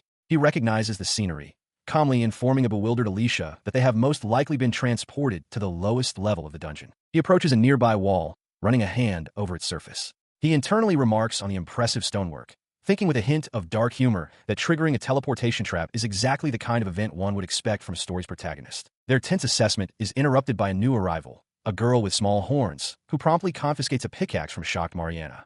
The horn girl chides her, stating that personal safety is the top priority and reminding her that she won't be able to drink coffee again if she dies. Mariana lets out a cry of despair. To Alicia's complete astonishment, the horn girl then produces a coffee pot from seemingly nowhere. Alicia questions where she even got it from. With a cheerful smile, the girl offers them a cup, cheekily suggesting that this could be the last coffee of their lives. Despite the bizarre situation, both Ragna and Alicia accept the offer. The horn girl seems pleased by their acceptance, encouraging them to go ahead and have some. As they drink, the horn girl explains that it's said to be important to bring your own food into a dungeon. Ragna gravely agrees, adding that falling all the way to the bottom usually means it's game over, as help won't arrive and the monsters are impossible to eat. Hearing his grim but steady assessment, Alicia looks over at Ragna, who wears a faint, knowing smile. She murmurs his name, a question lingering in her voice. She presses him, pointing out that they never learned about a place like this in class, and that they can't even call for help.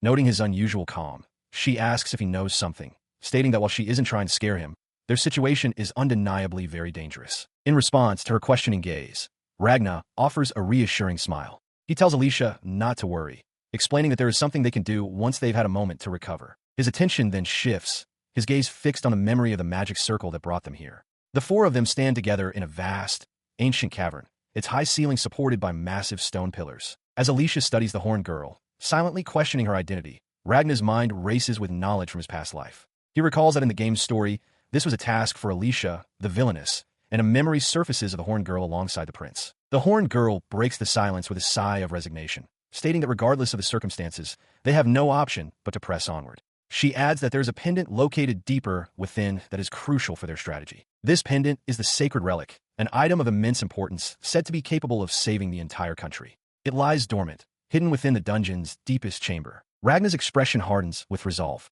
Beside him, Mariana smiles knowingly, agreeing that they must collect the relic and mentioning its connection to the saint's awakening. The horn girl continues to lay out the plan, her words accompanied by another of Ragna's game world recollections. The prince and the horned girl confronting a massive golem.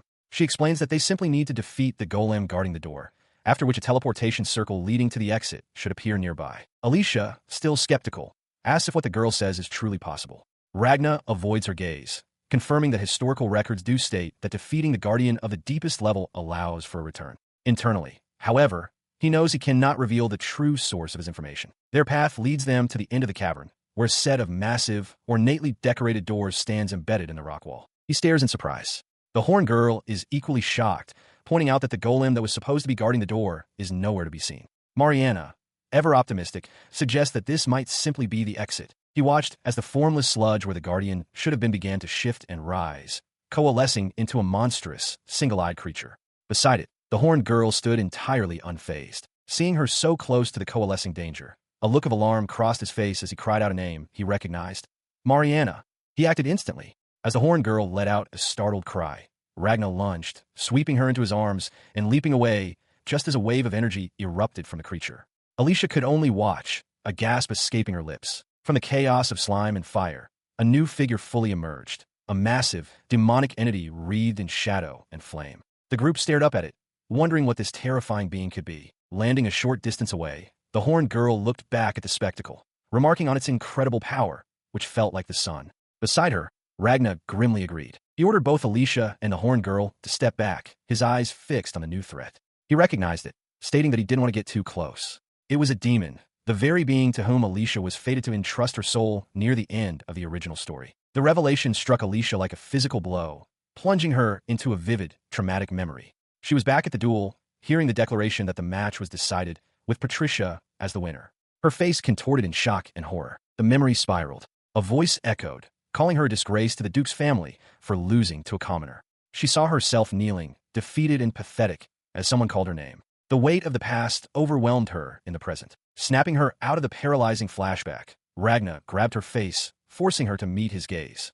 Alicia, he said firmly, look at me. It's all right. His touch and voice broke through the haze of her memory. Alicia stared up at him, her eyes wide and a faint blush rising on her cheeks as she was pulled back to reality. Her mind now clear, Alicia watches with concern as Ragna sprints towards the monstrous demon. "Ragna, what about you?" she calls out. Without slowing, he glances back at her and the horned girl, instructing them to stay put and confirming they can both use the defensive spell, Aqua Veil. His expression hardens, his eyes narrowing with cold fury. A single, chilling thought consumes him. He's going to kill that bastard. He charges forward, his hand moving to the hilt of his sword as the demon lets out a guttural, mocking laugh. Ragna's voice rings out, filled with protective rage, declaring that the creature will take responsibility for triggering his fiancée's trauma. The massive demon's arm, wreathed in dark energy, slams down towards Ragna. He dodges aside as the blow carves a trench in the ground. As the dust settles, he observes that the creature's limb seems to have contracted after the attack. He leaps into the air, twisting his body to build momentum. With a powerful, fluid motion, he swings his sword in a wide, horizontal arc aimed directly at the demon's neck. His blade slices cleanly through, severing the demon's head. From a safe distance, the horned girl exclaims that he did it, but Alicia cuts her off, shouting a warning that something is emerging from the creature's back. As the original head tumbles to the ground, the demon's body remains standing. A new, grotesque head begins to sprout from its upper back, dripping a dark fluid. The creature's thoughts are confused echo. It fell. What fell? The newly formed head snaps its vicious, tooth-filled maw shut with an audible crunch. It turns its gaze upon Ragna, its voice a low growl. The demon wonders aloud why an attack like that wasn't enough to kill him, expressing its surprise that he survived the decapitation attempt. Ragna remains perfectly calm, issuing a challenge. He tells the creature to try and hit him, confidently stating it will be no problem. In response, the demon lunges forward, claws outstretched for a strike. He effortlessly sidesteps the clumsy attack. Looking down on the beast, Ragna chides it for its pathetic display, noting that such sloppy defense wouldn't even challenge the lowest-ranked brave. The demon is taken aback, wondering internally if it had been careless. The demon, enraged by the insult, snarls back that Ragna is one to talk, its mouth dripping with malice. In response to the taunt, a blinding torrent of power erupts from Ragna's body, engulfing him completely in a flash of pure energy. He watches impassively as the demon is engulfed in flames. The creature, seemingly confused by this turn of events, can only utter a partial word before crying out as it burns. The intense heat has no effect on him. As the demon continues to shriek, Ragna calmly notes to himself that, compared to this, the breath of a fire dragon is much hotter. Sensing something is amiss, he questions the entity directly, asking what is wrong and, more pointedly, who is inside. He adds that it would be helpful if the controller simply revealed himself. His thoughts drift to the established lore. Demons do not originally possess physical forms. He concludes there must be a human inside who made a deal, giving the demon a body to serve their own desires. Deciding on a more direct approach to identify the controller, Ragnar resolves to touch the creature. As the demon hisses, he reaches out his gloved hand, certain he will know whose magic it is upon contact. The instant his fingers make contact, the demon lets out a final, agonized scream as its body begins to violently disintegrate. Ragnar looks on, realizing with shock that he has triggered a self-destruction sequence. The resulting explosion erupts outwards, threatening to engulf the others. The horned girl, straining to maintain a defensive barrier, cries out that she can no longer hold on. As their defense falters, Ragna moves in a blur, positioning himself in front of the girls and bracing to absorb the full impact of the detonation with his own body. In the aftermath, he kneels on the scorched ground, staring at his hand. He curses, frustrated as he wonders who is controlling the demon. His companions rush to his side. Alicia worriedly asks if he is okay, while another points out that he is burned. Ragna turns to Alicia, dismissing the injury as a mere scratch and reaffirming his promise to protect her, no matter what. He felt a wave of relief, noting that Alicia seemed to have calmed down after the ordeal. With a faint blush dusting her cheeks, she quietly murmured her thanks. His moment of calm was short-lived. Alicia, sensing a shift in his focus, looked at him with concern. "Ragna, what's wrong?" she asked, while in the background, Seabass began to inspect the area where the demon had fallen. He turned to his companions, his expression now serious. He explained that during the chaos of the fight, he had spotted a teleportation magic circle. He believed it would allow them to return upstairs, prompting a surprised gasp from the horned girl. He led them to the location he had spotted. "It's here," he announced, gesturing towards the intricate, glowing runes on the cavern floor. "Let's hop on." Following his lead, Alicia and the horned girl joined him on the platform. As the three of them stood together, the magic circle flared to life, enveloping them in a column of brilliant light. Within the torrent of magical energy, his eyes narrowed in concentration. He had done it. He had grasped the unique sensation of the magic power that had controlled the demon. The light of the teleportation spell marked the chaotic conclusion of the dungeon practice. But for Ragna, a new, cold purpose had formed. His next objective was clear: find the main body, the true enemy behind the attack. And when he did, he would definitely kill them.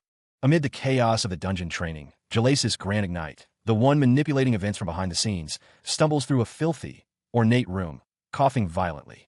He clutches his chest, looking down with disgust at the state of his surroundings. He comes to a stop before Patricia, who regards him with cold contempt. She calls him pathetic before demanding to know if he managed to recover this sacred artifact. Overwhelmed, Jalasis can only stammer her name in response. Her fury erupts.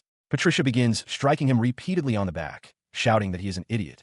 Jalasis hunches over, meekly apologizing and admitting that he couldn't complete the task. The blows continue as she berates him, calling him the worst for having failed even while possessed by a demon. All he can do is repeat his apologies. Finally, Jalasis explains that he was interrupted. The person who stopped him, he reveals with a strained expression, was Ragna Brave. A memory of Ragna fighting fiercely flashes through his mind. Patricia reacts with a sneer, dismissing Ragna as a mere mob bastard from the frontier. She internally fumes that he is an insignificant character who should have naturally disappeared as the story progressed. Her irritation grows as she thinks of the mob noble. She recalls seeing him with Alicia and realizes with bitterness that it is Ragna's fault her entire plan collapsed, a plan that involved turning Alicia into the story's villainess. Muttering to herself, Patricia laments that the Edward route is no longer usable and her former followers are now useless, despite her efforts to blackmail them. As she bites her lip in frustration, Jalasis notices a trickle of blood. He points it out, stating that they need to heal it. Her simmering rage boils over. She snaps at him to shut up, her eyes blazing. Then, with a commanding tone, she orders him to go ahead and take off his clothes. Obediently, Jalasis kneels before her on the floor, his uniform jacket and shirt removed. Her fury seems to have momentarily subsided, replaced by a clinical focus as she looks at him and asks where he was injured. At her command, Jalasis presents his bare torso. A faint glow dissipates from his chest as he touches his neck, offering it for her inspection. Her gaze, however, is distant. She realizes with certainty that the man who defeated him, Ragna, is a reincarnator, just like her. She reflects on how the demon's head was taken off in a single blow, wondering how he could have accomplished such a feat. She continues her internal analysis, noting that since the demon used self-destruction, its entire body was annihilated.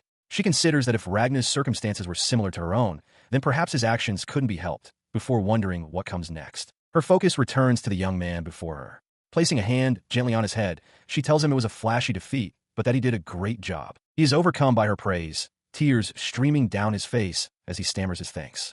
Patricia pulls him into an embrace, murmuring his name with a gentle smile. As she holds him, she calls him a crybaby and a winner, but then reveals a profound truth. He is her adorable little brother.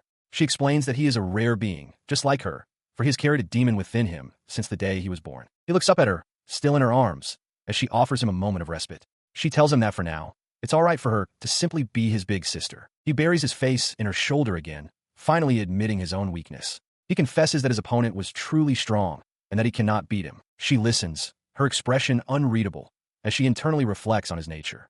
She thinks to herself that Jalasis has always been a crybaby, ever since they were young. The moment of comfort passes. Standing over the kneeling Jalasis, her demeanor becomes cool and direct once more as she asks him a simple, loaded question. What is it that you want? She watches him, waiting for an answer as he processes her question. His eyes widen, his mind racing as he repeats the words to himself. What? What do I want? His internal struggle erupts. Clutching his head in anguish, Jalasis declares his singular desire. He wants Alicia. He wants her for himself, even if it means destroying her. The thought twists into a dark fantasy. If he takes her, he can chain her up, keeping them together forever. She calmly points out the obstacle to his desire. To take Alicia, he would first have to kill the one she currently belongs to. She reminds him that, at this moment, Alicia belongs to another man. She then leans in close, her voice a reassuring whisper. She tells him he is special and that if he can still keep going, he should believe in her. Following her words with action, she pulls him into a kiss, a silent promise of support for his dark ambition. He steps back, his resolve hardened. He thanks her, promising that he will do his best and will definitely win next time. As he makes this vow, a surge of magical power flares up around him, visible even to Patricia, who watches him silently. She smiles faintly at his confusion over the sudden burst of power. Hey, Jalasis, she begins. You see, you've actually already won. She winks playfully, pointing her own cheek as Jalasis stands there, blushing and flustered. She reminds him that he was just embraced and even kissed by a cute girl, implying this is a victory in itself. She then turns with him to look out at the distant academy building. She speaks of the monkey-brain school kids who live for such simple things, encouraging him to try going back and seeing for himself. As they stand there, her gaze drifts away from the school and locks onto a figure in the distance. Wrong novel, brave. She acknowledges his presence, her expression unreadable, while Jalasis remains oblivious beside her. Her gaze remained fixed on the world outside the window. As she watched, her hand tightened, a sharp crack echoing as the delicate object she held fractured. She wondered about the goal of the one she observed, his purpose for appearing in this scenario, on this stage. She didn't know why he had come, but she made a silent, cold vow. If he got in her way, she would show no mercy. With the web now shattered in her grasp, her resolve hardened into a cold certainty. She cursed this damn world, vowing to carve her own will into fate itself. For her, the answer she had chosen was simple: destruction. During a private conversation between maidens, Alicia blushes as she is pressed for the details of her date. Flustered, she deflects, asking what the questioner means. The questioner is revealed to be Mariana, sitting beside Alicia on a bench. She asks what Alicia and Ragna were up to that night, specifically if they walked through the city together. Alicia downplays the event, insisting it was nothing significant. Unseen, Ragna overhears their conversation and realizes with a jolt that they're discussing his date, lamenting that he missed his chance to intervene.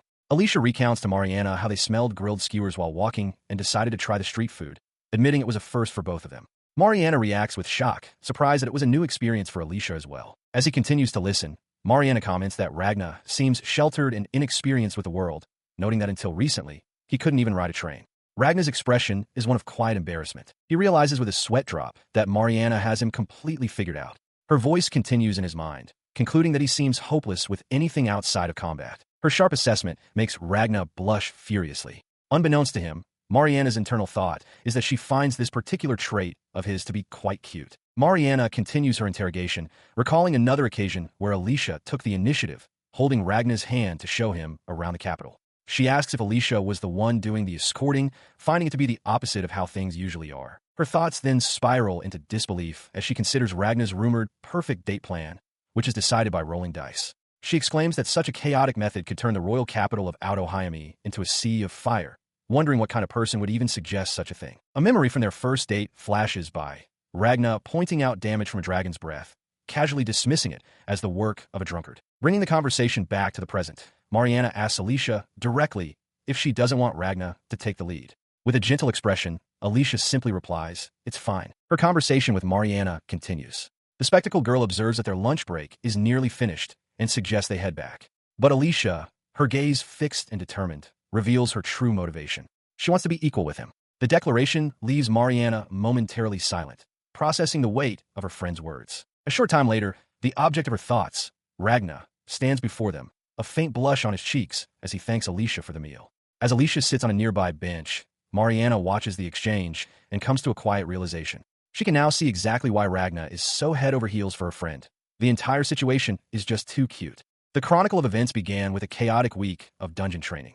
At the mouth of a vast, rocky cavern, Ragna, Alicia, and another classmate prepared to venture inside under the watchful eye of their principal. Following that ordeal, as if nothing had happened, the students' next practical training session commenced at a grand, sunlit poolside area within the academy grounds. Ragna, now shirtless, observed the scene with a perplexed expression, internally questioning the very presence of a pool for what was supposed to be training. His gaze fell upon Patricia in the water, who admitted her fear of swimming. Prince Edward was right beside her, offering his help and reassurance. From the sidelines, Ragna watched with an unhappy expression, thinking that this type of reward event after a battle was not to his liking as another student called out to him. He was then approached by Mariana, who noted he wasn't swimming and pointed out the pool's availability. While Ragna noncommittally replied he would go later, another student could be heard in the distance, mockingly calling Mariana the princess of the bottom of the bottle. Ignoring the jibe, she cheerfully suggested they have some tea by the poolside, remarking that it was a perfect day for magic. Her expression then turned thoughtful. She asked Ragna if he was the one being called from across the pool, but quickly dismissed the thought. She mused aloud that the only people who would call for her by name were Alicia and Ragna himself. She continued her internal monologue, observed from a distance by another student. Mariana considered that being a commoner, she had managed to avoid attracting much animosity because she was always conscious of her social status and acted appropriately. As she stood beside him, Ragna's mind was elsewhere, his gaze distant as he wondered about Alicia's whereabouts. At that moment, Mariana's hand gently came to rest on his. Elsewhere, Alicia appeared, a faint blush on her cheeks. She spoke softly, telling someone that they were worrying too much, and offered a simple, heartfelt thank you. Meanwhile, back at the poolside, Mariana relaxed in the water, a small flame of magic dancing on her fingertip. She mused that Alicia would surely be fine, confident in her ability to overcome any challenge. For now, she decided she could simply stay by Ragna's side. Her moment of peace was shattered as a huge splash of water erupted directly in front of her. Startled, she cried out, demanding to know what was happening. The source of the disturbance was Ragna, who now sat by the pool's edge. He curtly explained that he was practicing water element magic and warned her to stay away for her own safety. As Mariana frantically searched for her lost glasses, Ragna internally scoffed at the wasteland bastard. He turned away, his thoughts turning inward. He noted her attempts to get friendly, but the numerous scars crisscrossing his back were a stark reminder of a past that made him wary. He considered her a curse, someone to be avoided, thinking it terrifying how close she was getting. Sometime later, sitting alone, he despaired over his isolation. He felt it was a hopeless dream to ever make friends, lamenting that there was no one he could truly connect with, perhaps even through combat. As he brooded, a voice from behind him remarked on his apparent hardship. He turned to see Gilsis Grand Ignite, who quietly took a seat beside him on the stone bench. The quiet moment was broken as Gilsis suddenly flinched, his body tensing in alarm. Ragna, in turn, looked on with wide-eyed surprise. He finally registered who was beside him, blurting out Gilsis's name in shock. Trying to regain his composure, Ragna awkwardly offered him a seat, only to realize Gilsis was already sitting. Across the expansive, sunlit poolside, other students continued their training and recreation, oblivious to the quiet encounter taking place. As they sat in silence, Ragna reflected that this was his first real conversation with one of the game's capture targets. Gilsis, for his part, seemed to struggle with his own thoughts, starting to speak before cutting himself off, concluding it was no use. He admitted to himself that he had no idea what others were thinking. He is approached by Gilsis, who questions why Ragna initiated conversation with him. Gilsis also gestures towards the other students in the pool, asking if it's all right for Ragna not to join them. Turning his back to the water, Gilsis states simply that he is not good with it. His attention then shifts entirely. Changing the subject, Gilsis remarks that, more importantly, Ragna has an amazing body. Ragna looks taken aback by the sudden compliment. Gilsis's gaze fixes on a prominent scar on Ragna's back, and he asks where he got such a wound. Ragna, slightly flustered, explains it was from the Freep territory, muttering that he should have put something on. His thoughts drift to Alicia. He internally reasons that as long as she isn't the one hiding wounds, he is fine with his own being exposed. Gilsis seems impressed by the explanation, noting that the Freep territory has been at war with its neighbor for a long time, and that Ragna must be strong. Ragna deflects, pointing out that Gilsis also possesses a well-trained physique. Sitting beside him, Ragna chuckles and agrees that they both have their struggles. Gilsis concurs, speculating that it might be a result of his upbringing and the way he was taught. The moment of connection is instantly shattered by Ragna's internal panic. His face flushes as he realizes how intensely awkward the situation has become, a feeling he mentally laments to his butler, Seabass. Just as Ragna is lost in his social anxiety, Gilsis attempts to speak again, catching his attention. Ragna turns, startled, as Gilsis looks at him with a steady gaze. As Ragna sits, still shirtless from his training, Gilsis approaches him with an unexpected question, whether he has ever held hands with someone. The query catches Ragna completely off guard. He flushes, instantly recognizing the pattern. There is no doubt in his mind. Gilsis has completely ignored the natural flow of conversation, bulldozing ahead with his own agenda. He realizes this is the change that happens after collecting 18 flags in the game. It is the beginning of Gilsis's emotional phase. This knowledge sends a jolt of panic through Ragna. He wonders why this game progression is happening with him, concluding it must be a glitch. He recalls that this is the point where Gilsis, who normally keeps his distance from everyone, begins to show an unusual interest in the protagonist and asks incessant questions. Gilsis presses on, stating he simply grew curious about Ragna. The words strike Ragna with the force of a scripted event. He recognizes it as a relationship advancement voice line from a game. His body goes rigid with tension. A memory from the game flashes in his mind. The heroine, flustered, thinking a character might suddenly try to kiss her. He fears he is now in the same perilous situation. Deciding this has gone too far, Ragna prepares to deploy a countermeasure. He readies his fist for his special move, the Brave-style rejection punch. But before he can strike, Gilsis shatters the tension with a completely different question, his voice sharp and direct. What do you like about Alicia? The sudden change of topic leaves Ragna utterly baffled. Gilsis simply states that he is asking because of certain reason. He then leans in closer, his expression turning serious. You are originally not supposed to be here yet. He stares, speechless, at Gilsis, who returns his gaze with an unnerving, placid expression. The weight of Gilsis's impossible knowledge hangs in the air between them. As he struggles to process the revelation, Ragna can only manage a quiet acknowledgement. A subtle energy seems to dissipate from Gilsis as he turns away. Gilsis sits at the edge of the pool, his back to Ragna, and confirms his suspicion. He states that it was indeed Ragna he sensed in the deepest part during their previous encounter, the spectral image of the demon they fought lingering in his memory. His confirmation prompts Ragna to demand why he has appeared so openly now. Gilsis's response is blunt. It is a declaration of war, and he will not allow Ragna to have Alicia. The sudden declaration leaves Ragna stunned. At that moment, a cheerful voice cuts through the tension as Alicia playfully calls out to Gilsis from the water. Jalasis turns toward her voice, murmuring that he is coming. Alicia, smiling brightly, observes that he doesn't seem comfortable in the water and offers to practice swimming with him. Before leaving, he turns back to Ragna. He acknowledges his loss from their last encounter, but declares the score now, even at 1 win and 1 loss. He adds a final, cutting remark, stating that he knows Ragna has never kissed anyone, but he has before walking away, leaving Ragna to watch from the poolside. As Jalasis departs, other students begin to leave the pool, their casual chatter about relaxing in the shade a stark contrast to the tense confrontation. The mundane atmosphere does nothing to soothe Ragna. He sits alone, fists clenched in silent fury as nearby students begin to gossip, questioning why he is still trying to pursue Alicia. Their words echo his own internal turmoil. He doesn't understand. Why would someone from Patricia's circle of admirers be involved in this?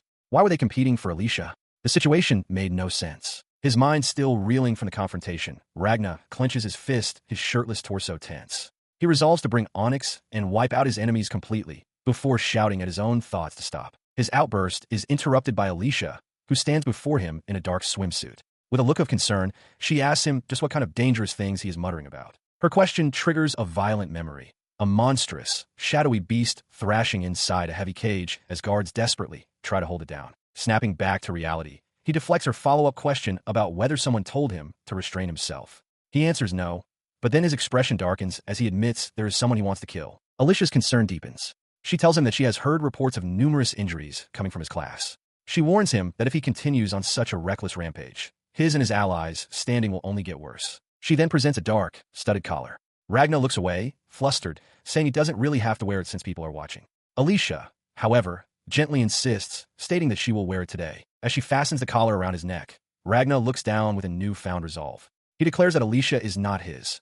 Rather, he is Alicia's. Watching from a distance, Jalasis observes the scene. He murmurs that this act is what separates him and Ragna. He wonders if, by retrieving a sacred relic, their enemies have figured out that he and Ragna are the same kind of existence. His gaze shifts to the academy building. He cannot believe their foes would make the first move. He resolves to stay sharp, vowing to protect the two of them, whether in the shadows or in the light. Under the bright sun, Alicia stands in the academy courtyard, her summer uniform on display. Mariana and Patricia approach, with Mariana asking what she is doing. Alicia explains she is looking for Ragna, but it seems he is not around during the lunch break after all. Her search proving fruitless, she looks away with a blush of disappointment, quietly wishing she could have had lunch with him. Elsewhere, Ragna sits at his desk, lost in thought. He overhears other students discussing the upcoming summer break, with one girl sighing about wanting to go on vacation with a man she likes, and perhaps even share a kiss. The conversation weighs on him, and he recognizes the gravity of the situation. His dark thoughts are interrupted by Mariana, who asks if he was daydreaming.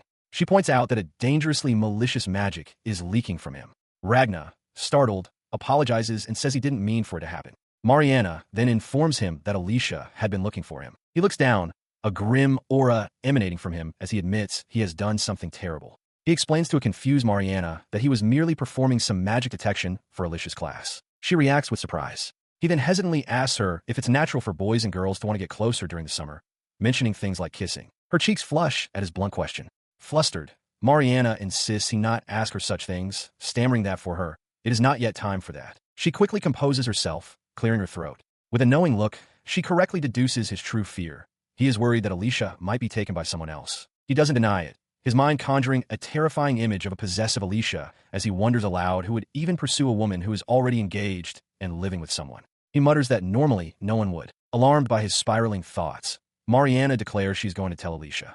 Ragna jolts to his feet, pleading for her to wait and hastily claiming it is just an extra careful background check. He stands by as Mariana questions why he always disappears so quickly. She suggests that if he's that worried about Alicia, he should simply stay with her all the time. His expression darkens as he considers her words. He feels it wouldn't be right to monopolize Alicia's time, and worries that being seen with Mariana could lead to criticism for her as well. Looking towards Alicia and her friends, he admits aloud that while he and Alicia might not care about such gossip, he personally does. His confession causes Alicia to turn abruptly, her eyes wide with a sudden, pained understanding. She confronts him directly, asking if that is the real reason he has been avoiding her. As the awkward silence hangs between them, the horned girl cheerfully interjects, proposing that they all work on their summer vacation assignment together in the library after school. She turns to a hesitant Ragna, explaining that watching their dynamic from the outside is frustrating. She offers a solution, saying she knows a good, quiet spot where they won't be bothered. Her words give him pause. He reflects that he worries and tries to be considerate, and that perhaps Alicia has sensed this, leaving her feeling lonely but unable to say anything. The horned girl continues her reasoning, musing that if caring for each other only results in keeping their distance, then it makes more sense to just stay together. Her direct logic gives Ragna significant pause. Convinced, he agrees to see her after school, resolving to talk to Alicia and explain everything properly. He internally remarks on the horned girl's assertiveness, thinking it's what one would expect from a former protagonist. Later, at the library, he finds Alicia waiting and apologizes for the delay. She stammers that she just arrived too. Before the awkwardness can settle, the horned girl urges a flustered Ragna toward his seat next to Alicia. He stands awkwardly as the horned girl addresses him and Alicia. She thanks him for worrying about Alicia, noting that his concern is completely obvious. Ragna can only manage a surprised "oh" in response. She continues, pointing out the discrepancy in his behavior. She notes how he comes over on his days off and even goes on dates with Alicia, yet remains so distant at school. Alicia, seated at the table, looks down with a slight blush, clearly flustered by the directness of the conversation. She finally speaks up, admitting with a blush that she panicked. Her expression then hardens as she glances at the horned girl, curtly stating that it's none of her business and that she and Ragna have their own pace. Trying to move past the awkward moment, Alicia gestures to the empty seat beside her, telling Ragna to hurry up and sit down. He looks on, slightly stunned. Meanwhile, Seabass and a maid appear, burdened by a towering stack of papers. The butler remarks that it would be terrible if Ragna had to take all this homework back to his domain, a sentiment the maid shares, while the horned girl cheerfully urges them to get it done quickly. Just then, another student, Mariana, approaches him with a friendly smile. She explains that they're short-staffed, so he might need to lend her a hand occasionally. Ragna readily agrees. Hesitantly, she then asks if it's all right for her to join their study group. She takes a seat at the table with Ragna and Alicia. The horned girl, already prepared with open books, enthusiastically declares that they should get some magic training done as well, setting a lively tone for the study session. At the academy, Mariana asks Ragna what kind of souvenir he is getting, gesturing toward the bag of what Ragna correctly identifies as coffee beans, sitting next to a freshly poured cup. She then explains with great enthusiasm that she wants everyone to taste how amazing the coffee was when she had it at her place. With a confident smile, Mariana announces that she has a huge stock of coffee beans at home and insists that everyone take some, declaring that they can leave it all to her. Her confidence quickly fades to slight embarrassment as she admits the truth. Before even entering school, she got carried away with the worry that she wouldn't pass and ended up buying a massive quantity of beans. She confesses she can't possibly consume it all by herself on weekends. Alicia, having overheard, asks if she is serious. With a hopeful expression, she says she'll gladly take her up on the offer, which Ragna affirms. Mariana clasps her hands together, delighted by their acceptance. Ragna then turns to Mariana with a proposal. He asks if she would be willing to share her coffee-making techniques with everyone in the Brave family. Beaming at the invitation, Mariana laughs humbly. She claims she isn't skilled enough to teach, but promises to do her best. She thinks to herself that as Alicia's best friend, and given the coffee's excellent flavor, she will surely be welcomed. Sometime later, Ragna excuses himself, stating he is going to retrieve some materials.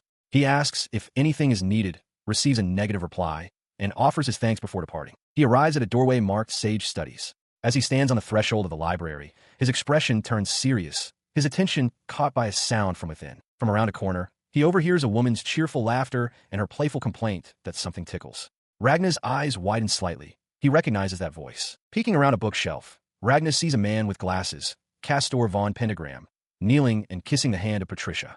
As the woman remarks that love is always like this, Ragna's mind identifies her as the fake heroine and recalls that Castor is the son of the nation's prime minister. The sight causes Ragna to recoil slightly. He watches, stunned, as Patricia affectionately pats Castor's head. Castor, with a boyish plea, asks her to be gentle. Patricia calls him a good boy, admiring his hard work behind the scenes, and declares that she is his holy mother. Ragna is completely taken aback by the bizarre scene. His mind reels at the sight. It can't be, he thinks, labeling Castor a mama's boy in utter disbelief. This contradicts everything he remembers from the game. In his knowledge, Castor was supposed to be a clever, responsible individual, not someone who would act this way. As his thoughts spiral, a memory surfaces of Patricia speaking with Prince Edward, questioning if he had moved on from something. Another memory follows, Castor earnestly pleading with Patricia, asking her to wait for him. He continues his promise, vowing to secure a position on the student council during the next election so that he can nominate her. Patricia expresses doubt, questioning if she, a mere commoner, could really achieve such a thing. Castor reassures her, patting her head and stating with confidence that he knows her talent better than anyone. The memory shifts to their first meeting at a trading company. Castor confesses that she has been on his mind ever since that moment, and he never imagined they would meet again at school. Ragna then understands the full picture. He recalls Prince Edward telling Patricia that he believes they are destined for each other, while Castor, watching from afar, asserts that he met her first and wanted her to choose him. This rivalry is the reason for their actions. The final piece of the memory falls into place. Patricia kisses Castor on the cheek. She tells him that this is something she hasn't even done with Edward, asking if he understands now.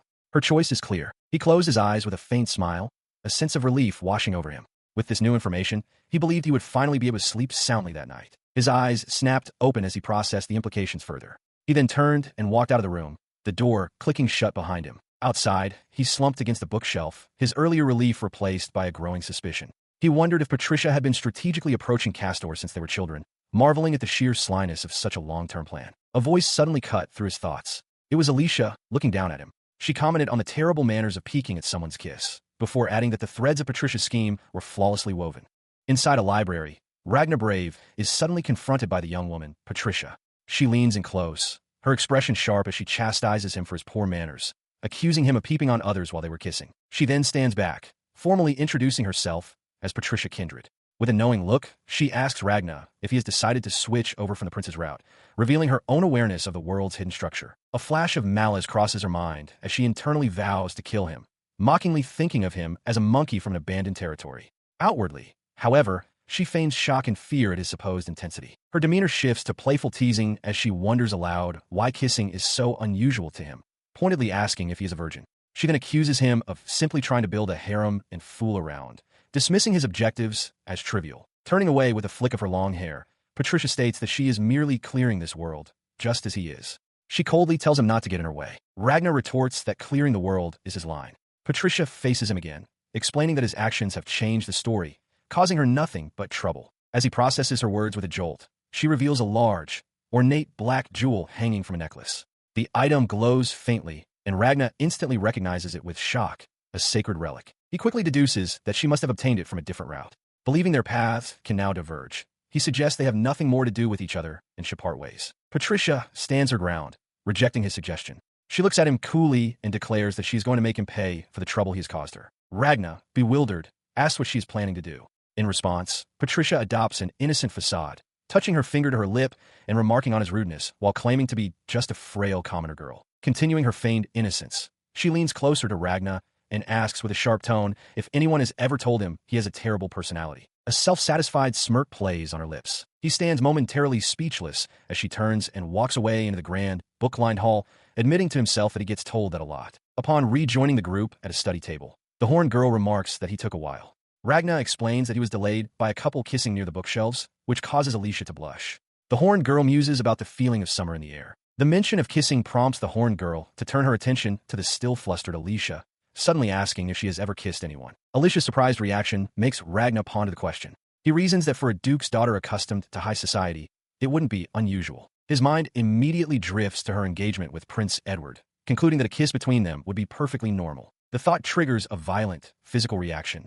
Ragnar gasps and stumbles as a sharp pain erupts in his chest, his knees buckling. The horned girl rushes to his side, asking what's wrong. He tries to dismiss it as a lingering effect from his fight with the Black Dragon, but she points out his collapse, questioning if it's a fatal wound. As he struggles, Alicia looks over, oblivious to his inner turmoil. She innocently asks what the big deal is about a simple kiss, her words deepening his silent distress. Her question sparks a powerful resolution within him.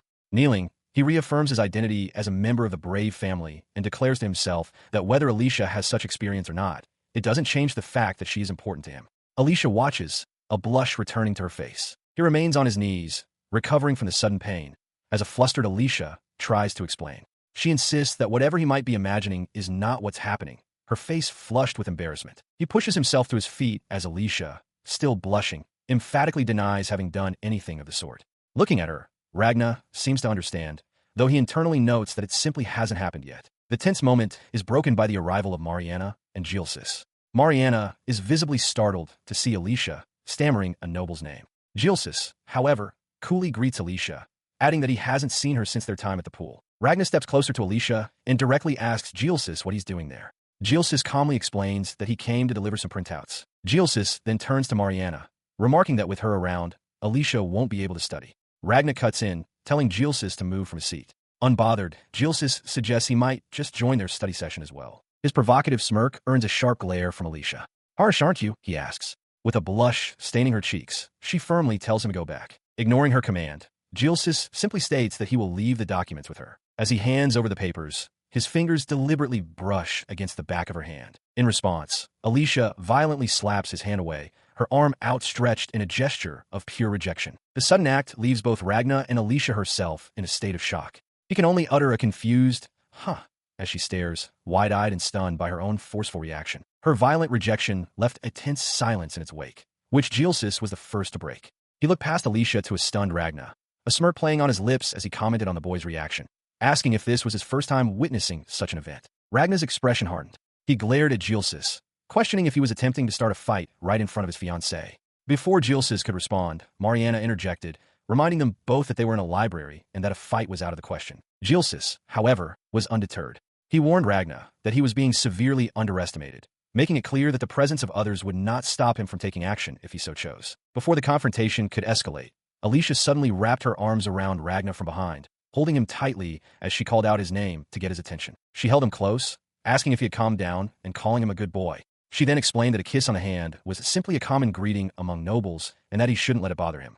From the side, Gilsis scoffed at the display, muttering about how barbaric Ragna's possessiveness was. Despite his taunt, a faint blush colored Gilsis's cheeks. He turned away abruptly, announcing that he was heading back. The scene transitions, and time passes. A train crosses a high bridge over a river, beginning a new journey. A shared thought lingers, hoping this trip will be a pleasant break for them all. On that very train, Mariana leans out of an open window, her face alight with pure joy. She exclaims at the amazing view, thrilled by her first time leaving the royal capital by train and feeling the thrill of adventure.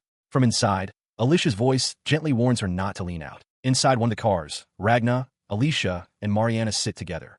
Ragna questions their mode of transport, stating he thought they would be using carriage. Alicia explains that while it happens sometimes, carriages don't normally travel to the brave territory. The reason for this becomes clear as Ragna is shown sitting uncomfortably in a cramped space, surrounded by supplies. Alicia's voice clarifies the options. One must either sneak in among the supplies or prepare their own private carriage. Ragna's weary sigh says it all. He looks at Alicia with a gentle expression, a cup of coffee in hand, and tells her he is looking forward to seeing everyone at the mansion. She affirms his sentiment, and a faint blush colors his cheeks as he smiles. This feeling of anticipation is a stark contrast to his past. He recalls when he first arrived in this world as a child, flanked by a stern sea bass and another attendant, his young face a mask of terror. Back then, he was consumed by the thought of escaping the territory as soon as he possibly could. The memory fades, leaving him to gaze out the train window at the passing scenery. Resting his chin on his hand, he reflects on the irony that his hometown, the very place he once desperately wanted to flee, has now become something he misses. His reverie is broken when Mariana points out that he had just gone to the bathroom a short while ago. Alicia adds that perhaps he is drinking too much coffee. Announcing he needs to go again, Ragna gets up, and Alicia waves him off, telling him to just get going. The long supply train continues its journey, chugging steadily along the tracks. Its heavy iron wheels clatter rhythmically, marking the slow passage across the land. Inside, Ragna moves with purpose, passing through the door connecting two of the train cars. As he steps into the next car, he is immediately surrounded. Four menacing thugs, a large bald man, a stocky man in a quilted vest, a hooded figure, and another holding a knife, block his path with malicious grins. The stocky thug leans in close, his voice dripping with sarcasm as he welcomes the landlord back. Ragna meets his taunt with a cold, unimpressed stare. He calmly addresses the group, noting that they have been appearing one after another for some time.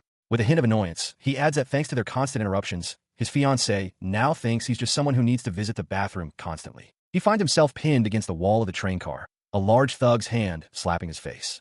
The man's breath is uncomfortably close as he taunts Ragna, who internally questions who these people are and why they are attacking him. The apparent leader of the group, a man with a wild beard, laughs heartily.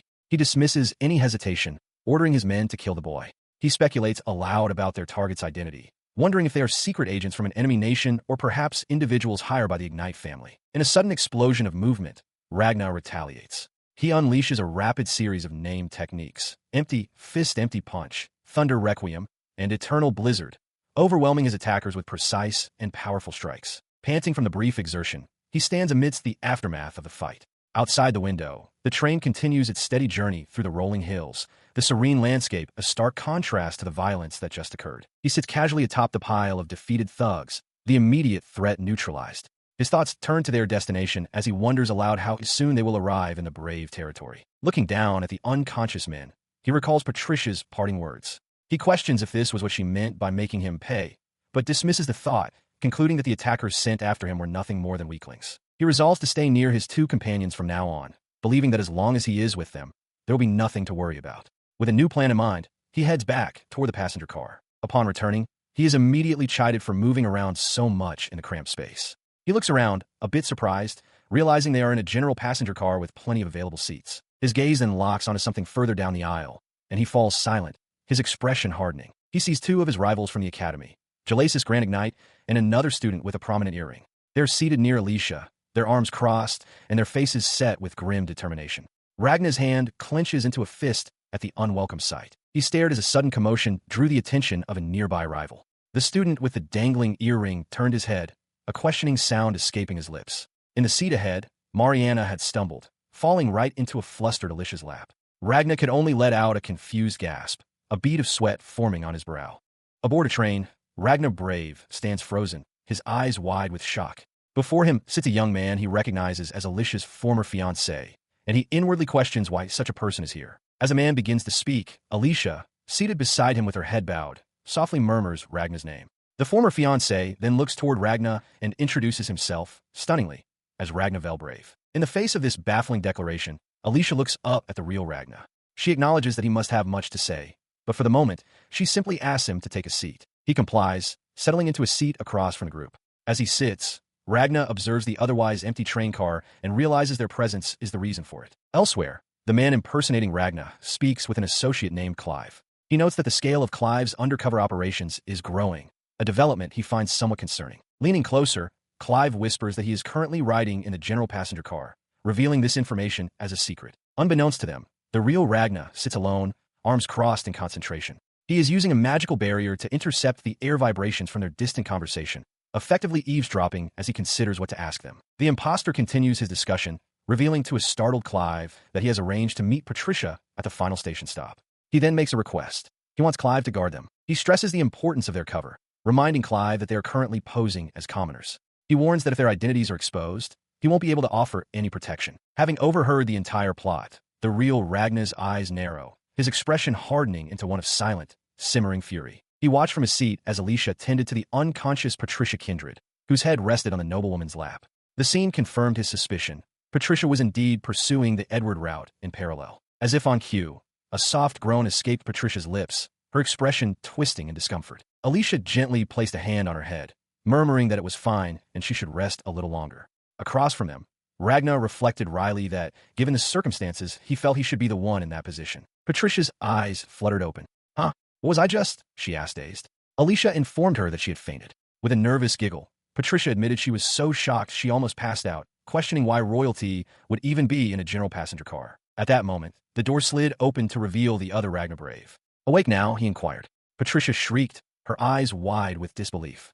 This isn't a dream. Her panic triggered a fragmented memory, a maid bowing to her as, Your Highness, and the sight of Mariana running away as Patricia desperately called out her name. The imposter's gaze hardened as he addressed Alicia, reminding her that he had asked her to avoid contact with Patricia to prevent triggering her trauma with nobles. No, but, he began, his voice trailing off. She looked up sharply, retorting that this was a general passenger car, a place royalty shouldn't enter carelessly. You're still saying things like that, even now, she stated, her tone thick with frustration as the imposter looked away, troubled. He pressed on, his voice low. Don't tell me. After that incident, I thought at least some of your sense of superiority had changed. Stepping fully into the car, he loomed over them and delivered his accusation. Was she only associating with a commoner girl because her parents ordered it, or was it merely a ploy to fix her own reputation? His sharp accusation still hung in the air when another voice cut in.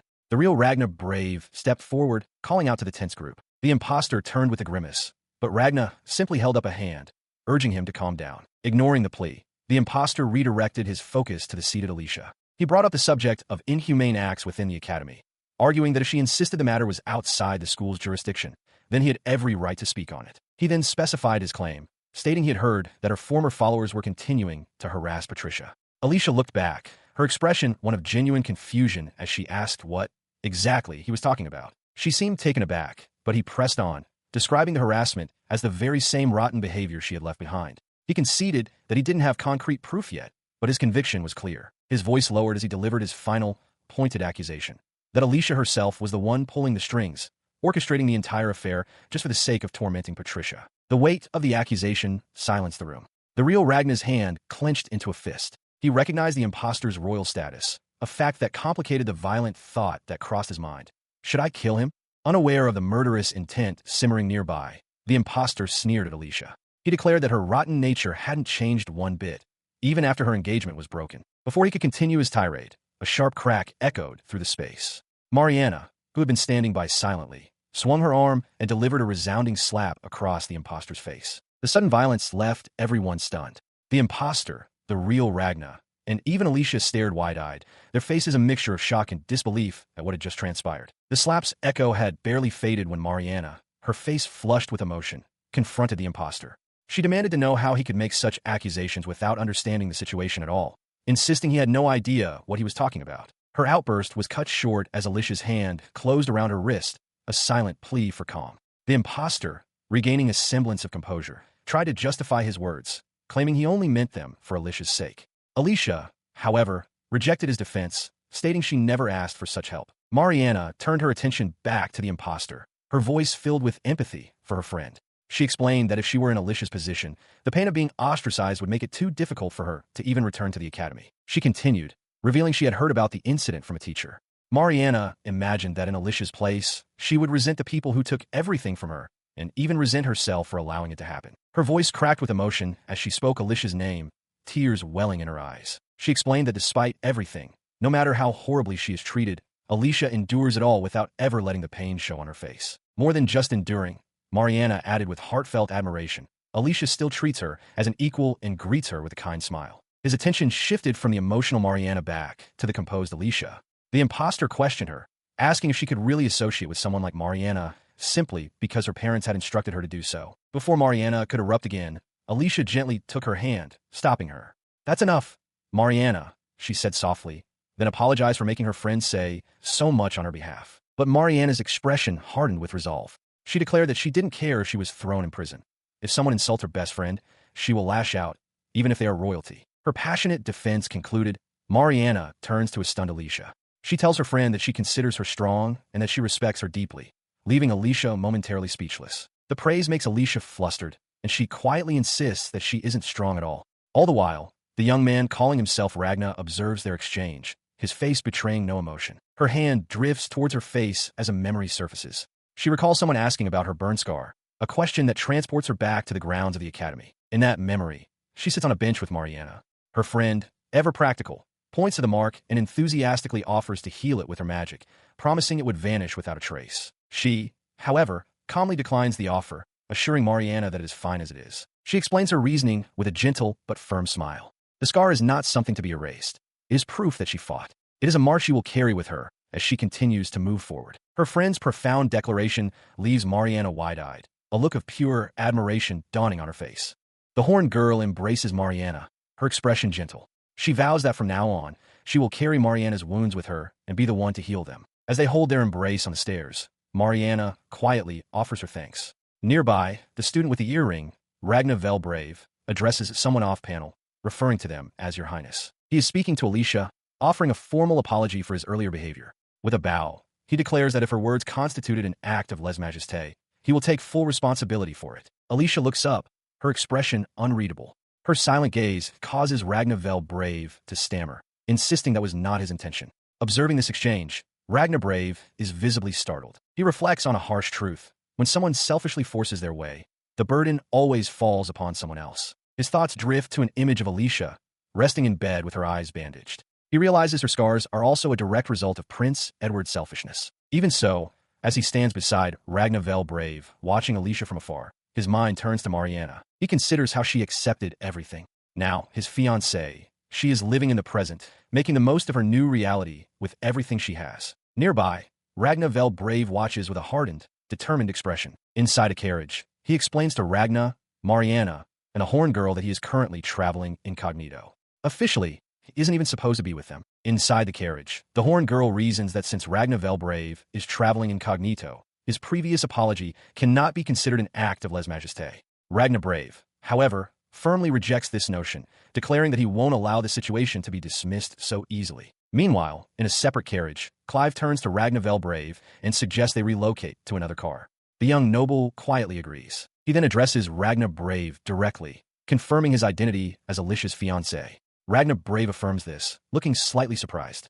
As he observes Alicia, Ragna Brave silently reflects on how much she seems to have changed since her time in the Brave territory. He declares to Ragna Brave that from now on, He will be the one protecting Alicia. A bit taken aback, Ragna Brave replies that Alicia has always been a good and strong woman. Hearing this, Ragna Vel Brave lowers his gaze. As Ragna Vel Brave departs down the carriage corridor, Clive watches him go. He understands, thinking to himself that if anyone can protect Alicia, it might just be him. Back in their compartment, the Horn Girl turns to Ragna Brave and apologizes for everything. She explains that Ragna Vel Brave cannot offer an apology himself due to his royal position, so she is doing it in his place. With the matter settled for the moment, Clive departs from the train.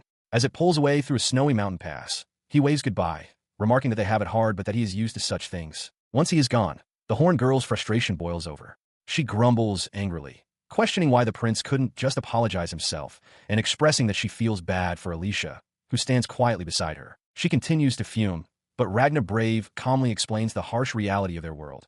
If a member of royalty bows their head in apology, there is a genuine risk they could be executed for it. The Horn Girl lets out a small gasp of shock, and Ragna tells her not to scare Alicia. Elsewhere on the train, Ragna Vel Brave walks alone through an empty carriage. He reflects on the sad reality of his station, being unable to apologize even when he truly wants to.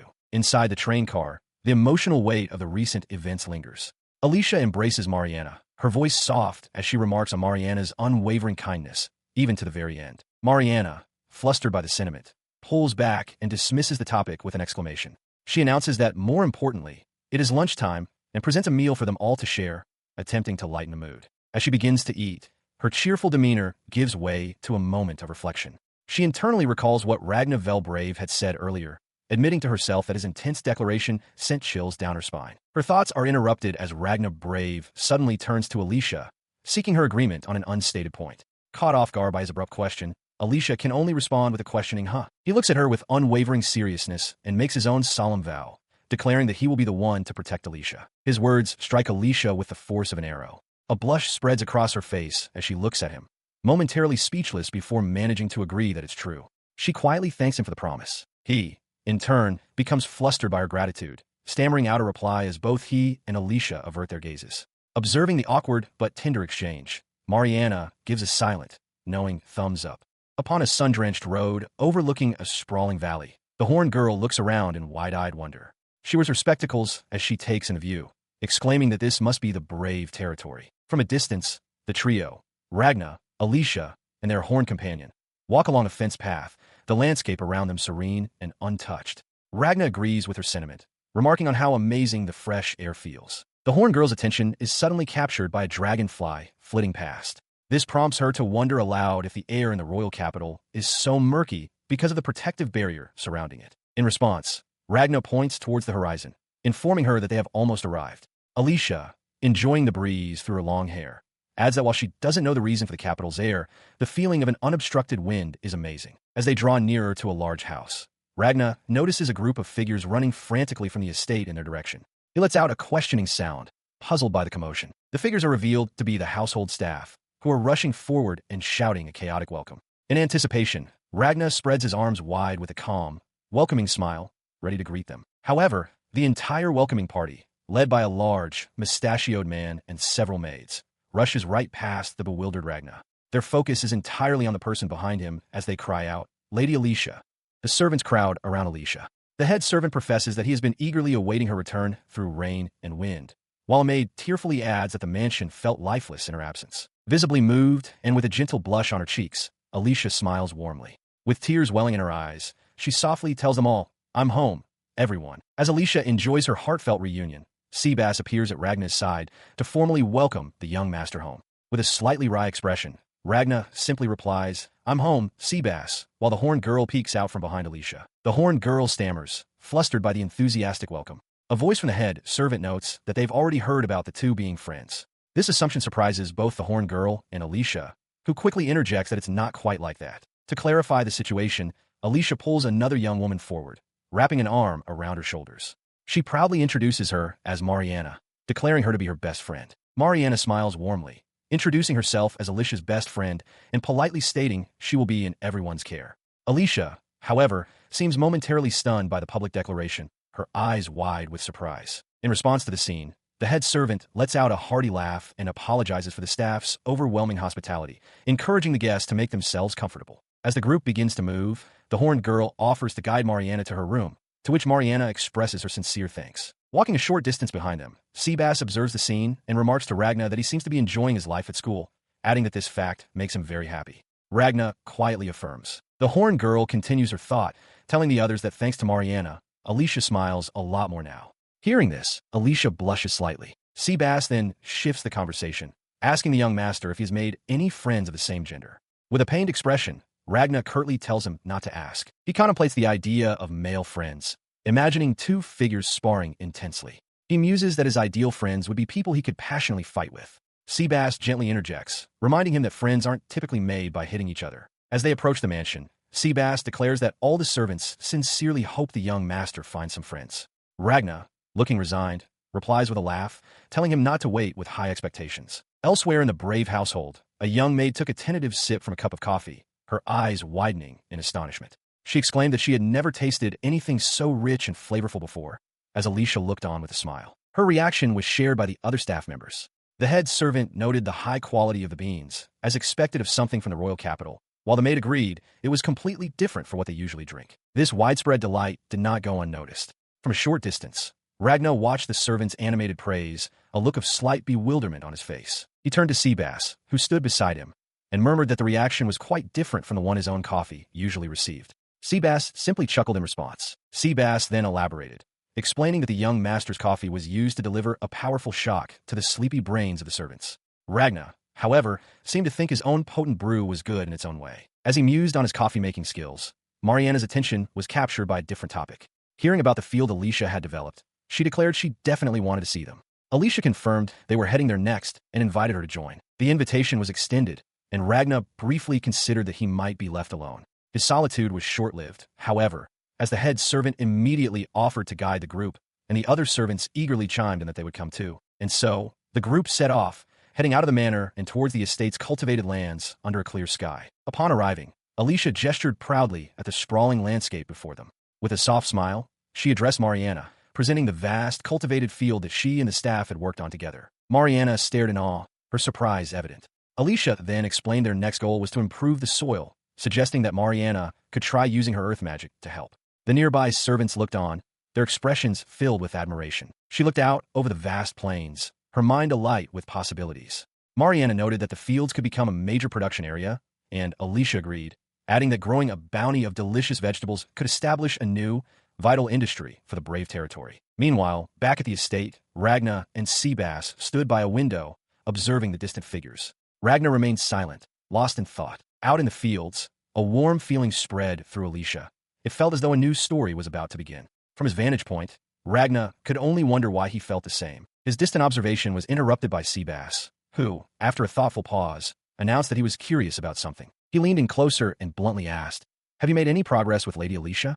The question was so unexpected that Ragna spat out the coffee he was drinking. As Ragna coughed, he demanded to know the reason for the sudden question. Seabass explained that after serving the family for so many years, he simply couldn't help but worry about such matters. Ragna's mind drifted to the constant, frustrating distance between them, a gap of about 45 centimeters that seemed to exist both before and after his time at the academy. He sighed, feeling there had been barely any change. Unaware of his turmoil, Alicia commented to Mariana that such cowardice was unbecoming of the Brave household. Mariana wryly countered, questioning when their household had ever been known for its strength in romantic pursuits. But he internally refuted the idea that there had been no progress. A memory surfaced, a moment when he and Alicia had walked together, holding hands. His recollection gave him a burst of confidence.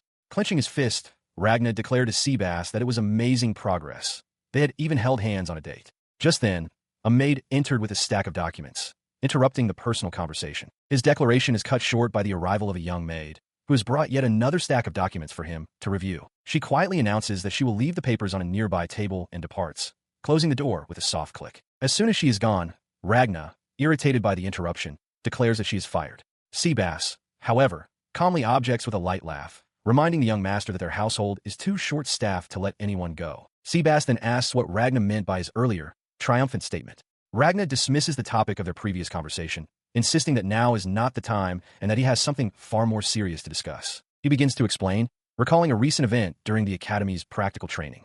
They had fought an individual inhabited by a demon clad in flames, a foe stronger than anything one might face in an ordinary war. He then reveals the identity of this possessed individual. It was the son of the Ignite family. Upon hearing this, Seabass gravely acknowledges that the Ignite family has truly fallen if their heir is carrying a demon.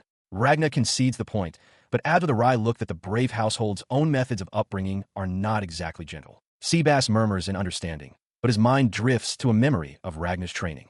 He recalls pinning the boy to the floor, cheerfully explaining that the Brave family's teachings all come from love, much to a battered Ragna's apparent gratitude. Ragna looks on, confused by the sudden tangent. Seabass, however, quickly refocuses, his expression turning serious as he confirms his understanding of the situation. The Ignite heir is possessed by a demon. He turns to the window, hands clasped behind his back, and delivers a solemn judgment.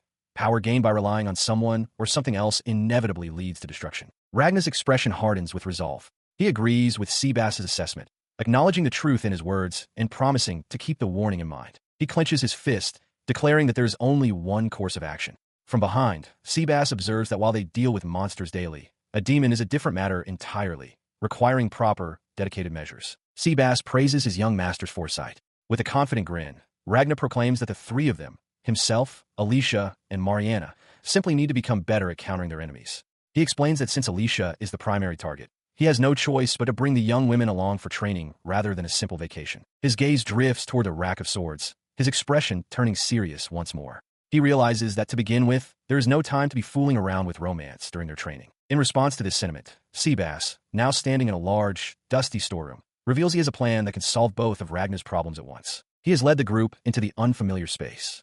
A flustered Mariana asks where on earth they are, while Alicia, looking around, wonders aloud if it's a storage room she's never known to exist. As Ragna looks on, Mariana asks what this Brave Territory exclusive special event he mentioned is. Seabass prompts the young master, telling him to please try and remember. The butler then asks Ragna what catalyst first brought him and Alicia closer together. Pondering the question, Ragna speculates that it might have been their first date in the mountains. Seabass confirms this line of thought with his eyes closed. Exactly, he says, sharing an extraordinary experience together. He elaborates on the meaning as he presses a loose brick in the wall. The stone clicks and recedes, revealing a hidden mechanism. The butler stands beside the now open trapdoor, a stone staircase descending from it into a misty darkness. He internally reflects on his strategy. By summoning a demon, he can utilize the psychological principle known as the suspension bridge effect to forge a stronger bond between the young master and his companions. Below, as Ragna, Alicia, and Mariana gaze into the passage, Ragna turns to the two women with a calm smile. "Shall we go?" he asks. His composure is a stark contrast to Alicia's horrified expression and Mariana's aghast disbelief at the butler's audacious plan. In a dark, stone passageway, a hand firmly grips a lit lantern, its flickering light casting dancing shadows on the rough-hewn walls as its owner descends deeper. The lantern-bearer is Ragna, who leads a small group down a winding stone staircase. Following him are Alicia, Mariana, and another male student. Alicia voices her apprehension, questioning if they are truly going to perform a demon summoning. Ragna confirms without hesitation, stating that they will be training to fight demons. She presses him, her expression filled with concern. She asks if this is truly acceptable, reminding him that he cannot put Mariana in danger. Mariana, however, interjects, explaining that since Alicia is a target, it's necessary to boost her own defenses as well. Ragna turns to face them, his gaze steady and resolved. His voice is light and reassuring as he frames the ordeal as a heart-pounding summoning experience. He tells the two girls not to worry, that he will handle everything, and that they should simply enjoy the summoning and make exciting summer memories. As they continue their descent, Mariana remarks to Alicia that this intense attitude is just like Ragna. With a slight blush, Alicia quietly wonders if everyone from Ragna's territory shares this same disposition. The group stops before a massive bar gate. A memory surfaces of a stern-faced, brave family ancestor who explains their family's creed. They have always forced their children into extreme situations to survive war. The image shows a young Ragna sitting calmly between two large, black wolf-like beasts. The ancestor's voice declares that they have always done this and will continue to do so. Ragna absorbs these words, understanding that this harsh philosophy is precisely why the Brave household is so strong. Hearing this reasoning, Alicia looks up, an expression of sudden surprise and dawning comprehension on her face. The heavy, arched doors of the training ground loom before them, a silent testament to the trials that await inside. Upon entering the vast, hangar-like room, Mariana looks around in wide-eyed wonder, exclaiming about its sheer size. Alicia, beside her, appears far more apprehensive, while Ragna and Seabass observe from the entrance. In response to her question, Seabass explains that the space is essentially a shelter, a refuge intended for use when enemies invade the territory. He elaborates, revealing that they used golems from the mountains to construct the walls, resulting in outstanding durability. Mariana expresses her shock, questioning the use of golems for construction. Seabass adds that the walls are also reinforced with magic. The explanation does little to soothe Mariana, who, breathing heavily with anxiety, grabs Alicia and demands to know what exactly they are planning to do. Watching her reaction, Ragna lets out a nervous laugh. Seabass remarks on her high aptitude for the brave territory's ways, before casually dismissing his serious tone by saying he was just kidding. Mariana, recovering, demonstrates her knowledge from books, asking if summoning requires an offering. Impressed, Seabass commends her, acknowledging that she knows her stuff. With a sharp snap of his fingers, a large summoning circle on the floor begins to glow intensely. In a blinding flash, a gargantuan, pig-like monster materializes in the center of the circle, its sudden appearance eliciting a cry of pure shock from the girls. Mariana shouts in disbelief, identifying the creature as an orc lord. Seabass calmly confirms this, adding that they capture it fresh that morning. Standing beside Ragna, Alicia can only stare at the massive beast, murmuring in dismay about the appearance of yet another outrageous monster. As Ragna and Seabass observed, the two young women reacted to the summoned orc lord. Mariana, ever pragmatic, adjusted her glasses and mused that the creature's testicles would likely fetch a high price. A horrified Alicia immediately slapped her hand away, shouting at her not to touch it. Ignoring their antics, Ragnar rolled up his sleeves with a determined look. While Alicia continued to scold a cowering Mariana in the background, he announced that it was time to begin. He stepped into the center of a large, glowing magic circle on the floor and asked if he could perform the magic without chanting. Seabass affirmed that he could, instructing him to simply channel his magic while infusing his wish into it. Closing his eyes, Ragnar focused his intent, thinking only of his wish. From the sidelines, both Alicia and Mariana watched with growing apprehension as the magical energy around Ragnar began to swell. Suddenly, his eyes shot open in alarm. He gritted his teeth as he felt a powerful, unseen force begin to drain his magical energy away from him at an astonishing rate. The magic circle erupted in a blinding flash of light, a violent torrent of power exploding upwards from the ground. As the light subsided, a new silhouette stood amidst the swirling smoke. A tall, imposing figure in a high-collared cloak. Ragna, now standing safely to the side, stared in disbelief. The mysterious being turned its head, revealing a wide, sinister grin as a low chuckle escaped its lips. The being fully revealed himself as a vampiric man with long, light hair and pointed ears.